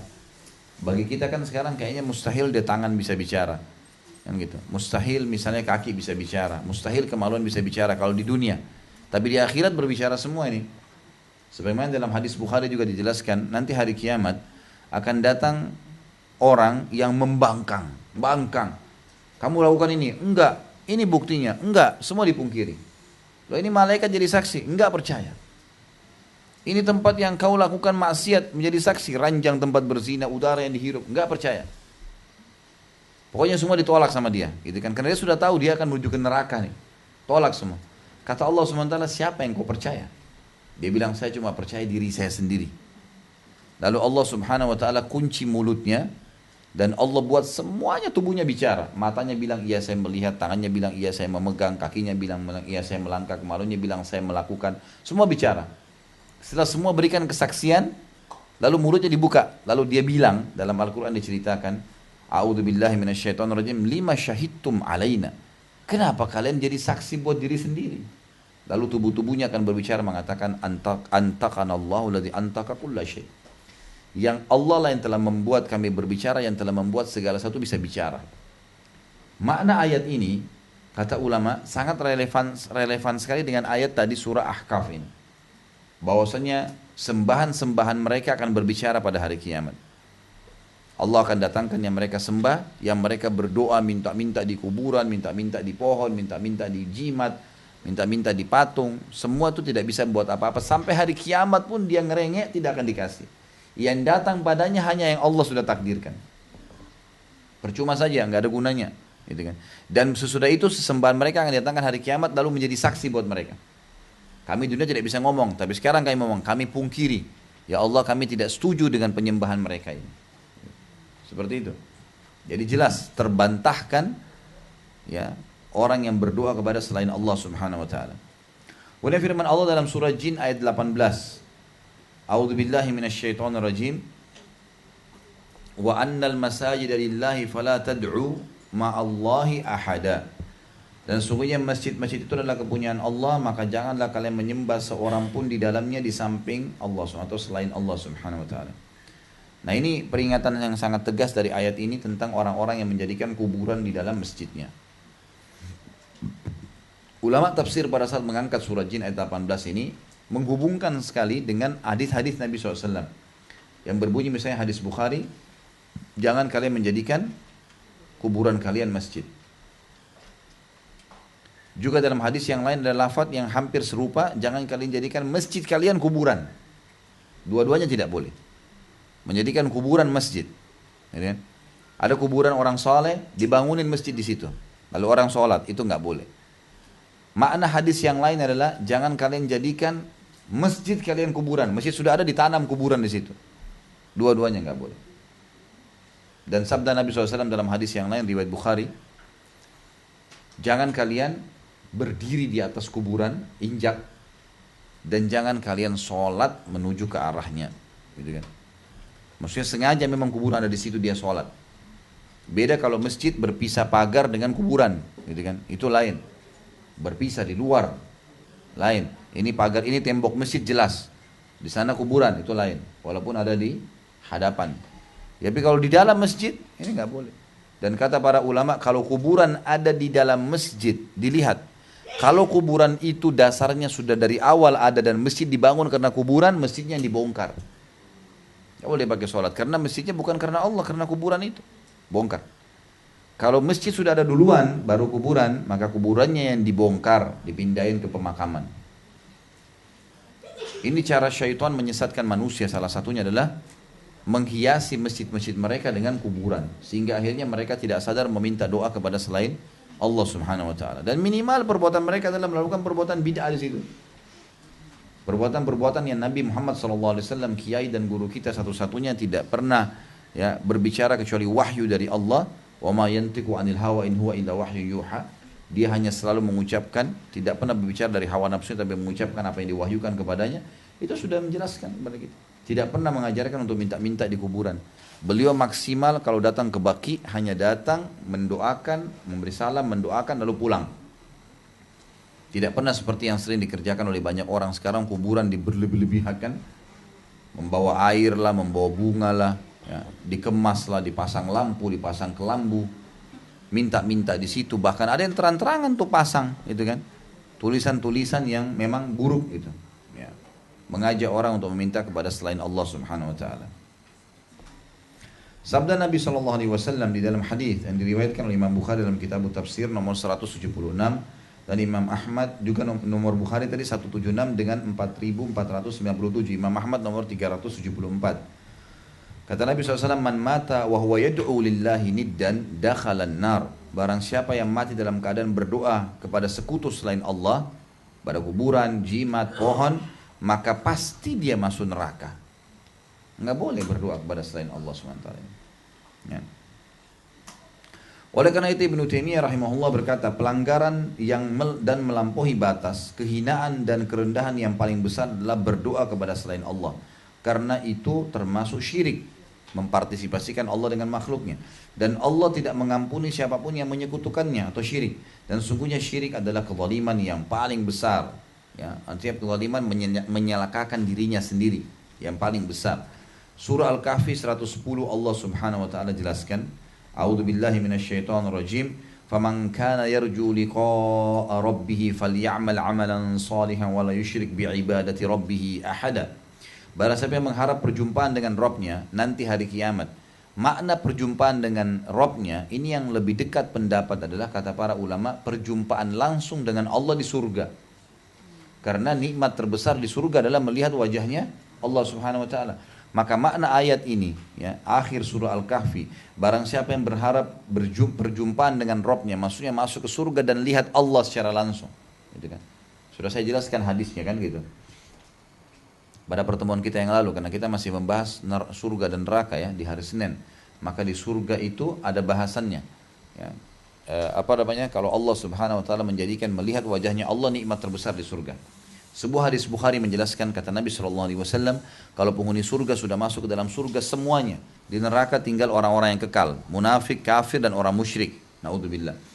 Maka semua sudah masuk, termasuk orang mukmin yang bermaksiat sudah masuk ke dalam surga.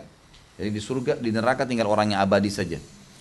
Maka Allah SWT mengumpulkan penghuni surga dan bertanya kepada mereka, apakah nikmatku sudah cukup untuk kalian? Kata mereka, nikmat apa lagi ya Allah yang kami inginkan setelah Engkau selamatkan kami dari neraka dan kami masuk ke dalam surga. Sudah saya jelaskan, penghuni surga nanti bisa melihat penghuni neraka agar mereka terus bersyukur kepada Allah SWT, dan penghuni neraka akan melihat penghuni surga agar mereka selalu menyesal. Maka kata Allah dalam hadis ini, dikatakan kata Nabi SAW, Allah mengangkat hijabnya, pembatasnya. Lalu mereka semua serentak melihat wajahnya Allah. Ini sudah sekitar ratusan atau ribuan tahun sudah masuk surga ya. Sudah nikmatin segala nikmat. Subhanallah, tidak ada lagi nikmat yang lebih besar daripada itu awalnya. Kemudian pada saat Allah SWT mengangkat hijab dan mereka melihat Allah pertama kalinya, mereka serentak semua mengatakan, ya Allah, tidak ada nikmat yang mengalahkan melihat wajahmu yang mulia. Makanya nikmat terbesar melihat wajahnya Allah Subhanahu Wa Taala. Semoga Allah insya Allah karunia kita ini.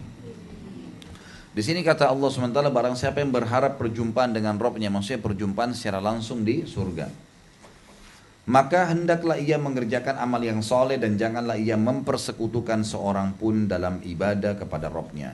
Ibnu Qayyim menjelaskan buruknya syirik ini. Dia berkata, di antara bentuk syirik akbar maksudnya yang paling besar, menunjukkan Allah yang paling besar adalah manusia meminta hajat kepada orang mati di kuburan. Walaupun itu orang soleh. Kata Imam Nawawi, saya heran melihat seseorang yang minta-minta di kuburan walaupun itu orang soleh di dalam kuburan tersebut yang sudah jadi tulang belulang.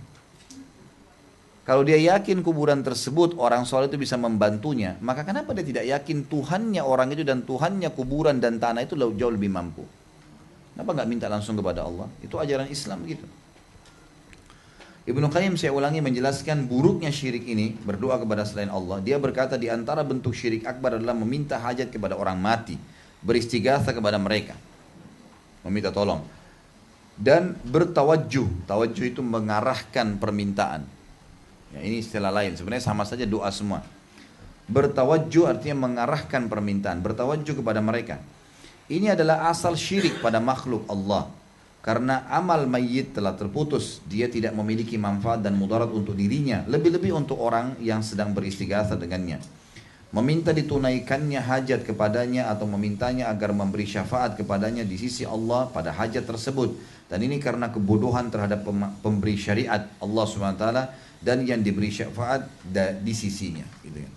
Jadi kalau memang kita yakin kuburan tersebut bisa berikan manfaat, ada zat yang maha hidup yang telah menciptakan segala sesuatunya, tinggal angkat tangan selesai.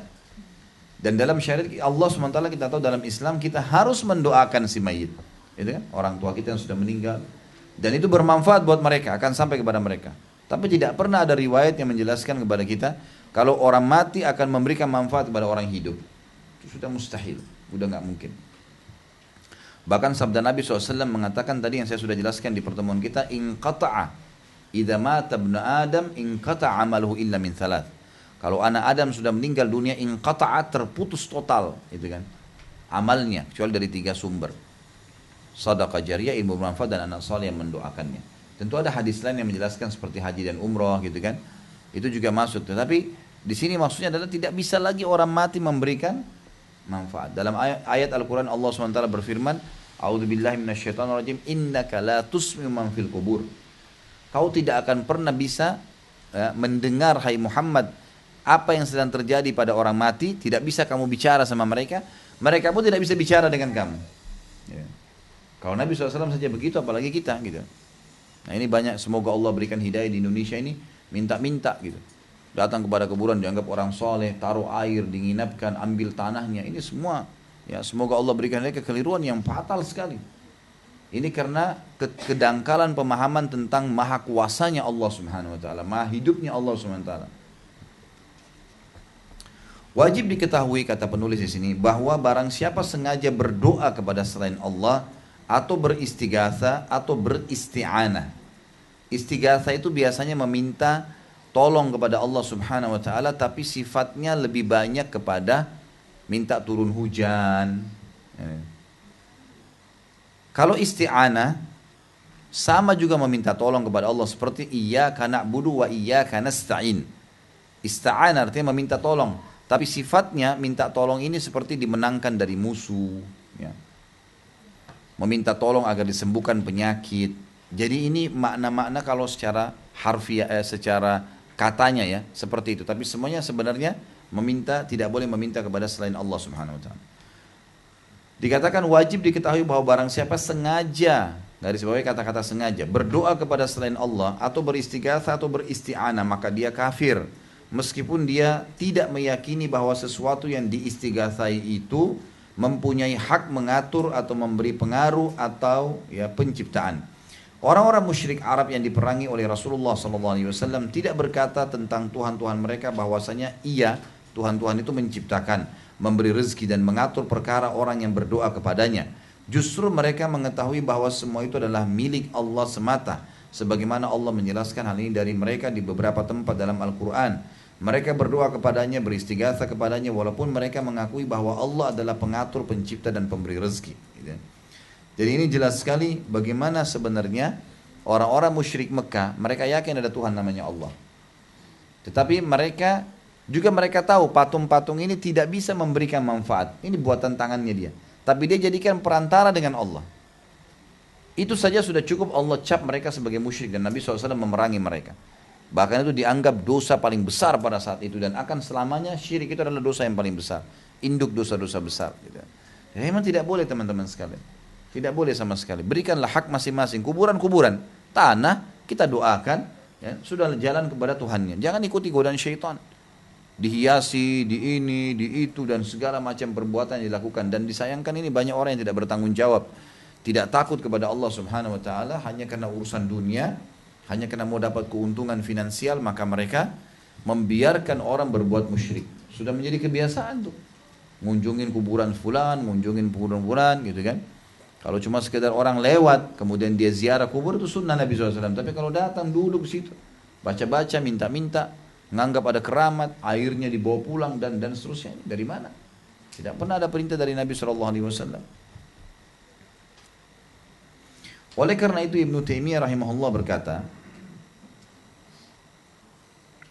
di antara para pengikut orang-orang musyrik ini ada yang bersujud kepada matahari, rembulan dan bintang-bintang.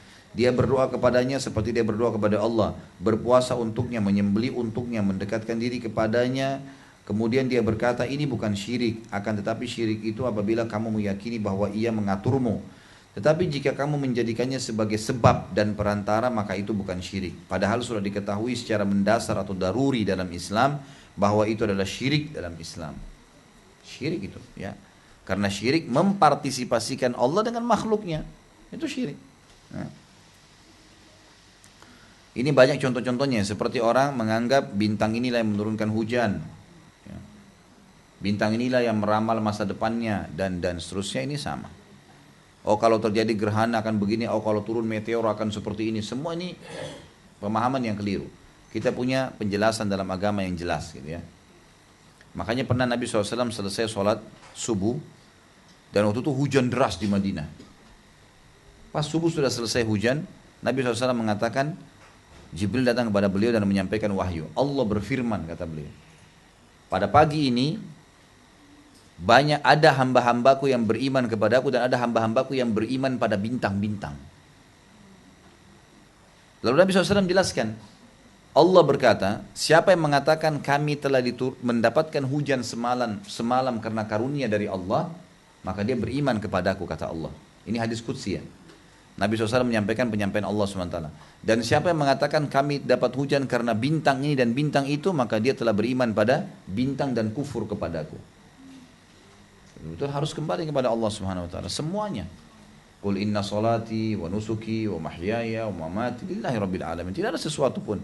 Semua hidupku, matiku, ibadahku, sembelihanku, semua untuk Allah Subhanahu wa Ta'ala. Para penyeru yang mengajak kepada berhala semakin berani membolehkan beristighatsah kepada selain Allah dengan alasan bahwa orang-orang yang beristighatsah tersebut tidak meyakini kemampuan memberi pengaruh kepada selain Allah Ta'ala sehingga mereka menafikan pengaruh dan menggugurkan sebab. Berdoa kepada orang mati bukan sebab diraihnya apa yang diinginkan, akan tetapi ia hanya beringin ya. Ini bacanya. Enggak, tulisannya memang begitu, beriringan. Ya, ia hanya beriringan dengan terwujudnya apa yang diinginkan gitu. Husain bin Mahdi An-Na'awi berkata, tidak disyaratkan dalam menjadikan selain Allah sebagai sekutu dengan memberikan sifat, nama dan perbuatan yang menjadi kekhususan zat yang maha terpuji lagi maha mulia kepada sekutu tersebut. Cukup dikategorikan menyekutukan jika kamu memposisikan diri dengan posisi penghambaan kepada sekutu tersebut, merefleksikan diri untuknya dengan sifat makhluk yang diatur dan memberikan keadaan yang kamu buat dan bentuk sifatmu dalam penyembahanmu kepadanya, bahwa dia menumbuhkan dan mengaturmu. Jadi misalnya ada orang minta ke kuburan, dia yakin ada Tuhan Allah. Banyak orang Islam di Indonesia menyembah Allah. Apa Tuhanmu? Allah. Baik, kenapa kau minta di kuburan ini? Ini kuburan orang saleh. Doa saya diterima oleh Allah melalui dia. Perkataan doa saya diterima oleh Allah melalui dia, benda mati, ini sudah melanggar, sudah syirik namanya. Allah nggak pernah gantungkan kok dengan benda mati, nggak pernah. Allah suruh berdoa langsung. Ini pernah saya ingatkan, sahabat-sahabat Nabi kalau sendal mereka putus, mereka angkat tangan ke langit mengatakan, ya Allah sendal saya putus, gantikanlah. Langsung, gitu kan. Nabi Ibrahim alaihissalam dikekalkan dalam Al-Quran, Allah berfirman, a'udzubillahi minasyaitonir rajim, wa idza maridtu fahuwa yashfin. Kalau saya sakit, hanya dia yang menyembuhkan. Alladzi yut'imuni wa yasqin. Kalau saya lapar, dia yang memberikan makan. Kalau saya haus, dia yang memberikan minum. Jadi peka sekali hubungannya dengan Allah Subhanahu wa taala itu. Harusnya begitu. Selalu Allah, kembali kepada Allah Subhanahu wa taala, dan sederhana, tinggal angkat tangan ke langit berdoa. Lalu dikatakan juga, ini penutupan paragraf kita ya. Oleh karena itu, orang-orang ahli kalam yang berfaham murji'ah dan yang mengikuti mereka telah keliru ketika mereka mengklaim bahwa syirik di dalam doa bukan merupakan syirik kecuali jika diiringi keyakinan bahwa sekutu tersebut setara dengan Allah dalam zat atau sifat dan perbuatan. Jadi seperti misalnya orang-orang yang minta-minta di kuburan yang dianggap orang soleh, mereka yakin ada Tuhan Allah, tapi mereka menganggap ini karena kesolehannya bisa jadi perantara dengan Allah. Itu sudah cukup membuat mereka syirik. Sudah cukup gitu. Karena Allah nggak pernah mau seperti itu kok. Nggak perlu. Yang ada dalam syariat kita, sealim apapun, tidak usah kita bicara manusia biasa deh. Kita bicara Nabi Muhammad SAW. Untuk apa Bapak Ibu baca salawat? Apa itu salawat? Sallallahu alaihi wasallam. Semoga Allah ya menambahkan berkah, rahmat untuk Nabi Muhammad SAW. Untuk apa? Nabi SAW sudah diampuni dosanya, sudah dipastikan masuk surga. Dia yang paling pertama mengetuk pintu surga dan pertama masuk surga, dapat surga tertinggi yang dikenal dengan al-wasilah, yang kita baca setelah azan, ati Muhammad al wasilah wal fadilah, gitu kan? Berikanlah Muhammad al-wasilah sallallahu alaihi wasallam. Itu istana yang termewah yang diperebutkan oleh para nabi-nabi, dan Nabi SAW menghuninya. Tapi kenapa kita masih baca salawat? Berarti rahmat Allah Subhanahu wa taala tetap dibutuhkan, gitu kan? Kalau Nabi SAW saya kita bacakan salawat, semua nabi-nabi kita mengatakan alaihi wassalatu wassalam, para sahabat ridwanullah yang dijamin masuk surga, Abu Bakar, Umar, Uthman, Ali dan seterusnya, kita masih mengatakan radhiyallahu anhum. Apalagi kalau cuma kiai kita nih, siapa dia gitu? Apakah dia mengalahkan Nabi Muhammad SAW? Mustahil itu kan. Apakah dia lebih mulia daripada para sahabat? Mustahil. Tidak pernah ada riwayat yang menjelaskan para sahabat datang ke kuburan Nabi minta-minta setelah Nabi SAW meninggal. Mustahil itu. Bahkan statement Abu Bakar tegas dan jelas pada saat itu. Waktu Nabi SAW meninggal, beliau keluar, lalu beliau berteriak dengan suara keras kepada para sahabat. Man kana ya'budu Muhammadan, fa inna Muhammadan qad mat. Siapa yang menyembah Muhammad, ketahuilah Muhammad SAW telah meninggal dunia. Wa man kana ya'budullah, fa inna Allah hayyun la yamut. Siapa yang menyembah Allah, Allah hidup dan tidak akan pernah mati. Artinya selesai. Nabi SAW sudah selesai tugasnya. Udah, ambil ilmunya, amalin, tidak ada hubungannya lagi sama jasadnya Nabi SAW. Para sahabat kafani Nabi SAW seperti beliau ajarkan, dimandikan, dikafani, dikubur. Seperti umumnya yang beliau ajarkan. Udah selesai. Para sahabat lewat membacakan salawat kepada beliau, kemudian pergi. Gak ada perbuatan lain. Tidak pernah ada sahabat taruh air diminum, ambil tanahnya, dan seterusnya. Tidak pernah. Apalagi kalau cuma kiai biasa, ini gimana? Gitu kan? Apalagi ahli maksiat. Ini di Indonesia luar biasa. Ada orang ahli maksiat meninggal, jelas su'ul khatimah. Tidak usah kita sebutin namanya. Ada. Kuburannya didatangi orang. Subhanallah. Minta minuman, minta ini. Subhanallah, mati maksiat nih. Gimana cara? Ini pemahaman yang luar biasa ya, kedangkalan. Jadi tidak boleh. Makanya bab ini sangat penting. Dan hati-hati Bapak Ibu sekalian, kita sedang membahas pembatal keislaman. Artinya taubatnya harus diikuti dengan membaca syahadat lagi. Baik, saya baca pertanyaannya. Assalamualaikum warahmatullahi wabarakatuh. Bagaimana dengan Masjid Nabawi? Di masjid ada kuburan Nabi, Umar, Abu Bakar. Apa sebenarnya yang kita lakukan di Raudhah dan kenapa kita harus ke Raudhah dan apa keutamaannya? Perlu diketahui bahwasanya rumah Nabi SAW itu bukan di masjid awalnya ya, di luar masjid. Di luar masjid. Itu di luar masjid, gitu kan? Dan itu dimasukkan ke dalam masjid karena ada dua alasan. Yang pertama, pernah ada orang-orang Yahudi, bukan orang Yahudi sebenarnya. Pernah ada dua orang Yahudi yang berusaha mencuri jasad Nabi Muhammad SAW. Dan itu di pertengahan abad Hijriyah, gitu kan? Dua kali itu pernah terjadi. Yang pertama, dua orang Yahudi pura-pura masuk Islam sampai dahinya hitam dan menjadi orang terbaik masyarakat Madinah, gitu kan?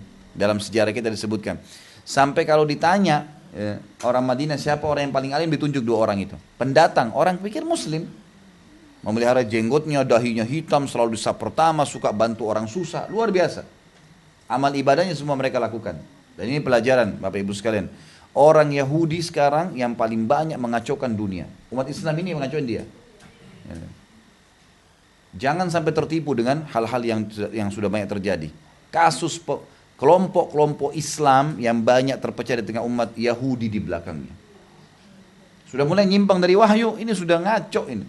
Udah nggak mungkin, gitu kan. Bahkan teman-teman di Timur Tengah mengirim banyak foto-foto sekarang terbongkar pimpinan-pimpinan banyak aliran yang sudah ngawur bunuh-bunuh orang Islam sama sini, itu ternyata pimpinan-pimpinannya orang Yahudi. Ada namanya, ada fotonya dikirim ke saya di WhatsApp. Ini lo lihat. Ini waktu dia di Amerika belum pakai jenggot, ini pada saat dia sudah ikut dengan kelompok ini pakai jenggot nih. Sampai menjadi jenderalnya, dia memerintahkan bom sana, dia memerintahkan begini dengan ngomong seperti orang Islam nih. Dan ini rentetan sejarah sudah ada dari dulu. Dari Abdullah bin Sabah yang membentuk Syiah. Di zaman Utsman bin Affan sudah ada. Di zaman salah satu Khalifah Abbasi pernah ada Yahudi pura-pura Islam, mu'allaf, ngaku mu'allaf, saya mu'allaf. Dia masuk Islam, dia belajar. Kemudian setelah dia belajar, mulai dia dikenal sebagai penuntut ilmu, sudah sering hadir lah. Mungkin kalau ada di pengajian, ini contoh kecil, di pengajian kita misalnya sudah hadir 7 tahun, 10 tahun dianggap Masya Allah sudah ada ilmunya. Lalu kemudian dia buka halaqah sendiri, dia mulai nyebarin hadis palsu. Ditangkap oleh khalifah pada saat itu, ditanya, kenapa kamu? Kamu ini kenapa sebarin hadis dusta? Dia bilang, kata khalifah, kalau kau tidak bertaubat, tidak tarik hadis-hadismu itu, hadis palsumu, saya akan penggal lehermu. Dia bilang, biar anda penggal saya percuma, saya sudah menyebarkan sekian ribu hadis palsu. Tujuannya memang untuk ngacuin Islam. Ngaku Islam pada saat itu belum ada media. Apalagi sekarang gitu. Jelas sekali mereka bisa lakukan itu kan. Itu sudah ada. Mereka juga setelah itu, dua orang tadi pura-pura masuk Islam dan tinggal di Madinah, tidak ditahu kalau Yahudi. Ketahuannya salah satu pimpinan waktu itu gubernur muslim di Mesir mimpi Rasulullah SAW datang kepadanya dan mengatakan, tolong saya, kalimat itu saja. Kemudian orang ini pun datang ke Madinah, ngumpulin masyarakat Madinah. Ada apa dengan kalian nih? Kumpulin semua warga, tidak ada. Nggak ada apa-apa. Ada yang butuh sesuatu? Nggak ada. Masih ada nggak orang yang tidak ikut kumpul sini? Masih ada. Dua orang yang terbaik dari masyarakat kami, ini orang Yahudi tadi. Lalu si gubernur ini mengatakan, saya ingin ketemu. Ketemulah dia. Datang ke rumahnya. Dari awal pertemuan sampai terakhir ngobrol, tidak ada yang salah. Rumahnya juga sederhana, biasa saja. Dia bilang, kata gubernur ini, pada saya mau keluar dari rumahnya, saya temukan ada satu permadani tua di lantai. Sudah tua, orang biasa lapisin permadani lantainya biasa. Tapi kata gubernur ini, saya tidak tahu kenapa saya pengen sekali ngambil permadani itu. Padahal tua dan ini gubernur kaya raya gitu kan. Dia minta orang Yahudi itu, orang ini dua orang tidak mau kasih, nggak usah, ini sudah tua untuk apa? Dia bilang pertama kali saya berbuat kezaliman saya suruh ambil secara paksa, diambil secara paksa, begitu dibuka ada lubang dan itu tinggal 2 hari lagi digali sampai kuburan Nabi SAW. Alasan yang lain adalah pernah terjadi di abad pertengahan Hijriah juga, waktu terjadi perang salib besar-besaran antara pasukan Utsmaniyah, Turki Utsmaniyah dulu Khilafah Utsmaniyah dengan perang salib. Pernah terjadi besar-besaran perang salib dan itu bergabung antara Spanyol, Prancis, Itali, Swedia, semua bergabung negara-negara Eropa ini membentuk pasukan dan perang besar. Ya, terkenal dengan kalau tidak salah perang namanya itu Hokas. Ya, orang-orang Barat pun tahu peperangan itu dan itu dimenangkan oleh Sultan namanya ya Allah Sulaiman Kanuni. Rahimahullah, ini ulama dan seorang khalifah terkenal sekali, luar biasa dengan kesolehannya dan mereka menang. Nah pada saat itu satu-satunya negara yang tidak ikut berperang dengan koalisi pasukan salib waktu itu adalah Portugal, dan Portugal waktu itu termasuk negara yang ada perselisihan dengan Spanyol, maka dia tidak mau ikut-ikutan, tapi dia kerjasama dengan negeri Safawi. Safawiyah ini negeri Syiah ya, yang sudah lama dibentuk ini orang-orang Yahudi, negeri Syiah ini. Dan mereka mau masuk ke Madinah untuk membongkar kuburan Nabi SAW. Dan berhasil diberhentikan oleh Sulaiman Kanuni. Diperangi tuh. Pertama oleh ayahnya namanya Salim I. Sultan Salim I tuh memerangi sampai hancur akhirnya. Itu kan sampai dikalahkan negara Safawiyah. Tadinya mereka mau menggali tuh. Nah karena kejadian-kejadian seperti ini, maka untuk amannya kuburan Nabi SAW, rumah Nabi SAW, bukan kuburannya sebenarnya, rumahnya dimasukkan ke dalam masjid. Gitu kan. Jadi bukan karena sengaja untuk itu sehingga akhirnya disembah, diibadai, bukan itu. Itu alasan pertama. Alasan kedua memang karena perluasan masjid. Nggak ada tempat di situ kan. Kecuali kalau memang tidak dilebarkan ke arah kiri kanannya. Gitu. Perluasannya. Jadi maksudnya di sini adalah kalau dari awal masjid itu sudah ada, dimasukkan kuburannya lain. Seperti itu memahaminya. Kalau raudhah, ini juga perlu dipahamin. Saya kalau bimbing umrah saya sampaikan tuh. Jadi Bapak Ibu sekalian, tidak harus secara khusus Anda ziarah ke raudhah. Karena bukan datang ke raudhah yang diperintahkan. Yang diperintahkan adalah sholat di Masjid Nabawi. Selama saf sholat bersambung, kata para ulama walaupun seluruh Madinah, maka dihitung Masjid Nabawi. Safnya tersambung dari Masjid Nabawi. Kayak kita sambung saf sampai ke pagarnya, safnya tersambung, itu masuk. Karena Nabi SAW mengatakan sholat di masjidku ini. Tunjuk masjidku ini. Jadi selama masih dalam masjid, maka katakan masjid. Itu fatwa ulama sudah umum. Kemudian dalam ayat Al-Quran ada namanya sababun nuzul dan ada hadis namanya sababul wurud. Ya. Kalau sebab turunnya ayat ada, kalau kita baca kita akan faham apa yang Allah inginkan di ayat itu, dan ini akan memberikan pemahaman yang jelas buat kita target dan tujuan apa yang Allah inginkan. Penting itu. Kalau ada sebab nuzul baca. Kalau dalam hadis namanya sababul wurud, sebab Nabi sebutkan hadis. Tidak semua ayat ada sebab nuzul, tidak semua hadis ada sababul wurud. Tapi kalau ada kita harus tahu. Karena mengetahui ini kita jadi tahu apa maksudnya nih Allah sampaikan, gitu kan. Apa maksudnya Nabi SAW sampaikan, termasuk tentang hadis raudhah. Satu hari disebutkan dalam hadis yang sahih tentang masalah raudhah ini. Waktu itu kebetulan antara rumah Nabi SAW dengan mimbar Nabi hanya itu masjid, hanya itu. Bukan sebesar sekarang, hanya itu saja. Nabi SAW keluar dari rumah beliau dan kebetulan rumah beliau memang dulu dempet dengan masjid, dempet. Sampai dikatakan dalam hadis Bukhari kalau beliau lagi i'tikaf, beliau tinggal masukkan kepalanya di jendela rumahnya, oleh Aisyah disisirin. Gitu kan? Karena dempetnya antara rumah sama masjid, jadi memang satu tembok gitu, satu tembok. Dan ada jendela dibuka, gitu kan. Maka Nabi SAW waktu itu pernah keluar dari pintu rumah beliau, masuk ke masjid, beliau temukan di masjid beliau ada sahabat yang lagi ngaji, ada yang lagi zikir, ada yang lagi saling menasihatin, ada yang lagi sholat, ada yang lagi baca Quran, ibadah semua. Maka kata beliau pada saat itu, ma baina baiti wa mimbari raudatun min riyadil jannah. Antara rumahku dengan mimbarku taman dari taman surga. Ini serelevan sekali dengan makna orang yang dulu dalam majelis ilmu, orang yang dulu dalam majelis zikir ya. berilmu, menuntut ilmu, mengingat saya ingat karena Allah SWT adalah taman dari taman surga. Jadi bukan itu fisiknya taman dari taman surga, tapi maksudnya adalah karena perilaku-perilaku yang mulia ini membuat ini menjadi taman dari taman surga. Jadi nggak usah jor-joran ke situ, sampai susah sujud, ya. Lalu dikarang-karang lah hadis palsu nih, doa di raudhah mustajab lah, gitu kan. Inilah, itulah, ini mana rujukannya mana nih, gitu. Ini selalu diingatkan oleh para ulama, gitu kan. Jadi kita sholat, jadi semua alhamdulillah yang saya bimbing umrah sebatas kemampuan saya, sudah nggak jor-joran masuk ke raudhah. Sholat di mana saja. Kalau Allah mudahin kita pas di situ, kemudian sholat, ya silahkan. Tapi niatnya memang karena ini Masjid Nabawi secara umum. Gitu kan. Imamnya aja kan di depan raudhah tuh. Gitu kan. Imamnya di depan raudhah. Gitu kan. Kalau raudhah memiliki kelebihan khusus, maka secara ulama akan fatwakan untuk bisa sholat di situ imamnya. Ini nanti akan diperluas masjid ya. Masjid Haram akan lebih besar daripada masjid yang awalnya sekitar 4 kali. Masjid Nabawi juga sekitar begitu nanti. Nanti kuburan Nabi SAW itu bukan lagi di dekat depan tuh, akan di tengah-tengah masjid. Karena masjid akan dimajukan sampai ke depan dan ke belakang. Itu nanti akan begitu. Jadi semuanya masjid selama masih tersambung, maka namanya Masjid Nabawi. Pada waktu selesai azan, kita disyariatkan untuk membaca salawat Nabi SAW, doa setelah azan. Apakah dilakukan dengan mengangkat kedua tangan atau tidak? Setelah itu berdoa, doa permintaan. Apakah dengan mengangkat tangan? Jazakumullah khair. Tentu saja, angkat tangan boleh. Enggak ada masalah. Tidak ada larangan masalah itu. Bahkan dalam hadis yang sahih dikatakan, Allah Subhanahu Wa Taala, kata Nabi SAW, Allah Subhanahu Wa Taala malu mengembalikan tangan seorang hamba yang mengangkat ke langit berdoa padanya dalam keadaan kosong. Gitu kan? Ada hadis menjelaskan masalah itu. Kalau saya tidak salah ini hadis sahih riwayat ahli sunan. Tapi jelas ini hadis sahih. Kemudian juga ada hadis yang menyebutkan tentang sholat istisqa'nya Nabi SAW. Beliau mengangkat tangannya ke langit sampai ketiaknya kelihatan. Sampai putih ketiak beliau kelihatan. Sallallahu alaihi wasallam. Jadi nggak apa-apa. Jadi tergantung kondisi. Kalau kita merasa lebih khusyuk dengan angkat tangan, angkat tangan. Lebih khusyuk tidak angkat tangan, tidak ada masalah. Gitu kan? Yang penting jangan berlebihan. Gitu.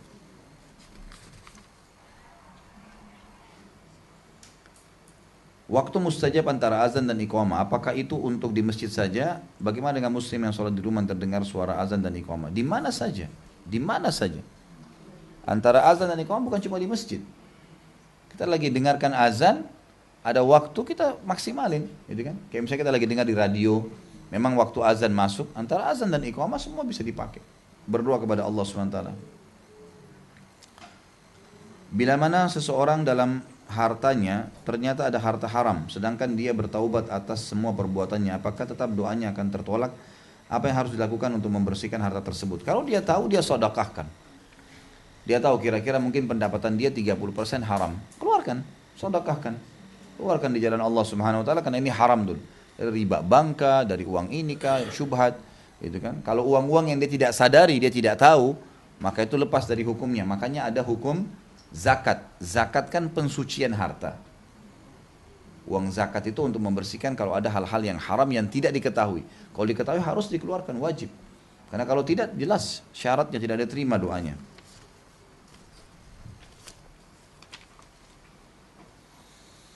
Bercanda pada saat azan, antara azan dan iqamah sambil nunggu sholat bisa menjadi bumerang sendiri. Maksudnya apa nih? Oh, di sebelahnya. Sepertiga malam terakhir kalau kita tidak tidur dulu, lalu di sepertiga malam terakhir kita sholat tahajud langsung tanpa tidur, bolehkah? Dan apakah berdoa di sini kita harus sholat di sepertiga malam terakhir? Bisakah hanya membaca atau berucap doa saja? Tentu saja tidak harus tidur, afdalnya tidur. Boleh tidak tidur. Kalau orang begadang lalu dia sholat malam, boleh saja. Afdalnya tidur. Karena kata Nabi SAW dalam hadis Bukhari, afdal sholat malam adalah sholatnya Daud. Karena dia tidur dulu, baru dia sholat. Berarti menandakan tidur dulu lebih afdal. Bukan berarti harus. Enggak. Gitu kan? Jadi boleh saja orang tidur. Banyak sekali sahabat dalam peperangan pada saat mereka menjaga perbatasan antara muslimin dengan orang kafir. Mereka enggak begadang, menjaga sambil sholat. Seperti pernah kisah saya sampaikan Ka'ab bin Malik radhiyallahu anhu yang sempat dipanah sampai 10 anak panah oleh musuh di dadanya, tapi dia tetap sholat. Itu tidak tidur dia, gitu kan? Jadi itu nggak ada masalah. Dan kemudian banyak sekali diantara Pemimpin-pemimpin perang kaum muslimin, seperti tadi saya sebutkan itu kisah tentang yang luar biasa, yang banyak umat Islam tidak tahu tentang Sulaiman Kanuni, itu luar biasa itu. Saya baca kisahnya luar biasa. Beliau semalam suntuk waktu mau berperang, besoknya itu tidak tidur. Sholat malam terus ibadah kepada Allah SWT. Jadi tidak harus tidur, tapi tidur lebih afdal. Kemudian apakah boleh berdoa tanpa sholat? Boleh, boleh saja. Tidak ada hubungannya. Sholat pahalanya sendiri. Karena begini, ada hadis Nabi SAW, amalin hadis ini. Kata Nabi SAW, siapapun yang kaget pada malam hari, lalu dia membaca, ya, La ilaha illallah wahdahu la syarikalah, lahul mulku wal hamdu wa huwa ala kulli syai'in qadir. Subhanallah walhamdulillah wa la ilaha illallah wallahu akbar wa la haula wa la quwata illa billahil aliyil azim. 3 zikir digabungin. La ilaha illallah wahdahu la syarikalah, lahul mulku wal hamdu wa huwa ala kulli syai'in qadir. Terus zikir yang kedua, subhanallah walhamdulillah wa la ilaha illallah wallahu akbar. Zikir yang ketiga, wa la haula wa la quwata illa billahil aliyil azim, gitu kan? Kemudian dia baca Allahumma gfirli. Ya Allah ampunilah saya. Kata Nabi SAW, kalau dia baca ini, ya, maka akan diampuni dosanya. Kalau dia berdoa diijabah, kalau dia sholat diterima. Perhatikan dirincikan di sini ya. Jadi boleh berzikir saja. Itu sudah dapat diampuni dosanya. Kalau dia berdoa diijabah, kalau dia sholat diterima. Jadi nggak masalah. Antara azan dan iqamah apakah itu termasuk? Antara azan dan iqamah apakah ini termasuk bercanda pada saat antara azan dan iqamah sambil nunggu sholat bisa menjadi bumerang sendiri? Tentu saja tidak. Asal bercanda pada hal-hal yang baik, gitu kan. Cuma untuk apa bercanda pada saat itu? Waktu mustajab doa nih. Maksimalin gitu. Kalau diajak ngomong sama teman, tetap aja berdoa, gitu kan. Tetap aja berdoa. Ataupun kalau harus ingatkan dalam durasi setengah menit, maaf ya. Ini waktu mustajab doa, saya ingin menyampaikan hajat saya kepada Allah. Kamu juga berdoalah, nasihatin, gitu kan, maksimalin. Tapi bisa saja ya kalau orang tidak berdoa itu haknya dia. Karena ini cuma waktu mustajab, dia boleh sampaikan, boleh enggak. Ada teman saya mu'allaf, suka bangga-banggain orang Kristen, suka bangga-banggain saat dia dulu masih Kristen. SMS dia pada saya, seandainya saya dulu lulus S2, saya jadi biarawati dan jadi pelayan Tuhan, saya enggak akan jadi susah seperti ini. Bagaimana status orang ini dan dengan mengatakan seperti itu? Allahu alam, innamal a'malu binniyat, gitu kan. Yang saya tahu kalau memang betul dia sudah syahadat, ini tidak ada yang pandu dia nggak ngerti apa itu Islam. Kalau dia ngerti Islam mustahil dia ngomong seperti itu, gitu kan. Orang yang seperti ini butuh panduan. Coba berikan buku-buku, berikan nasihat-nasihat, kirim download dari acara-acara di YouTube, ceramah-ceramah tentang masalah Islam, gitu kan. Bisa dikirimkan, misalnya ada ceramah saya di YouTube itu hidup mulia dengan Islam. Kirimkan, coba berikan gambaran, siapa tahu subhanallah dia jadi penyebab hidayahnya, ya. Kalau masalah dia tetap Islam atau tidak, Allahu alam. Ini kembali kepada niatnya. Innamal a'malu binniyat. Ya. Apakah ada doa meminta agar dibersihkan akan segala sesuatu yang haram pada diri kita, agar nantinya ketika kita berdoa sudah bersih dari hal-hal yang haram? Itu boleh disampaikan. Doa masalah, doa sesuatu yang kita punya masalah yang kita hadapin itu bebas lafadznya. Kita boleh menyampaikan, misal ya kita lagi sakit, misalnya kita mengatakan ya Allah angkatlah penyakit ini, kita sebutin nama penyakitnya misalnya. Atau anak kita lagi nakal, kita mengatakan ya Allah beri hidayah anak saya, itu boleh. Kita menggunakan lafaz kita sendiri, namanya doa masalah, boleh kita sampaikan. Yang penting syaratnya tadi terpenuhi. Apakah cukup kita selalu berdoa dan mendoakan setiap hari orang tua kita yang telah meninggal tanpa berziarah ke kuburannya? Kalau masalah cukup saja. Tetapi berziarah adalah ibadah yang berbeda, ibadah yang lain. Dan kalau ibu-ibu dan bapak sekalian mau ziarah kubur, kita harus pahamin ya, ada adab-adab ziarah kubur. Di antaranya adalah kita ziarah kubur itu tidak harus sebenarnya di atas kuburannya. Misal kita lagi naik mobil, kemudian mampir di depan pagar kuburan lalu memberikan salam. Malah itu yang Nabi SAW sering lakukan.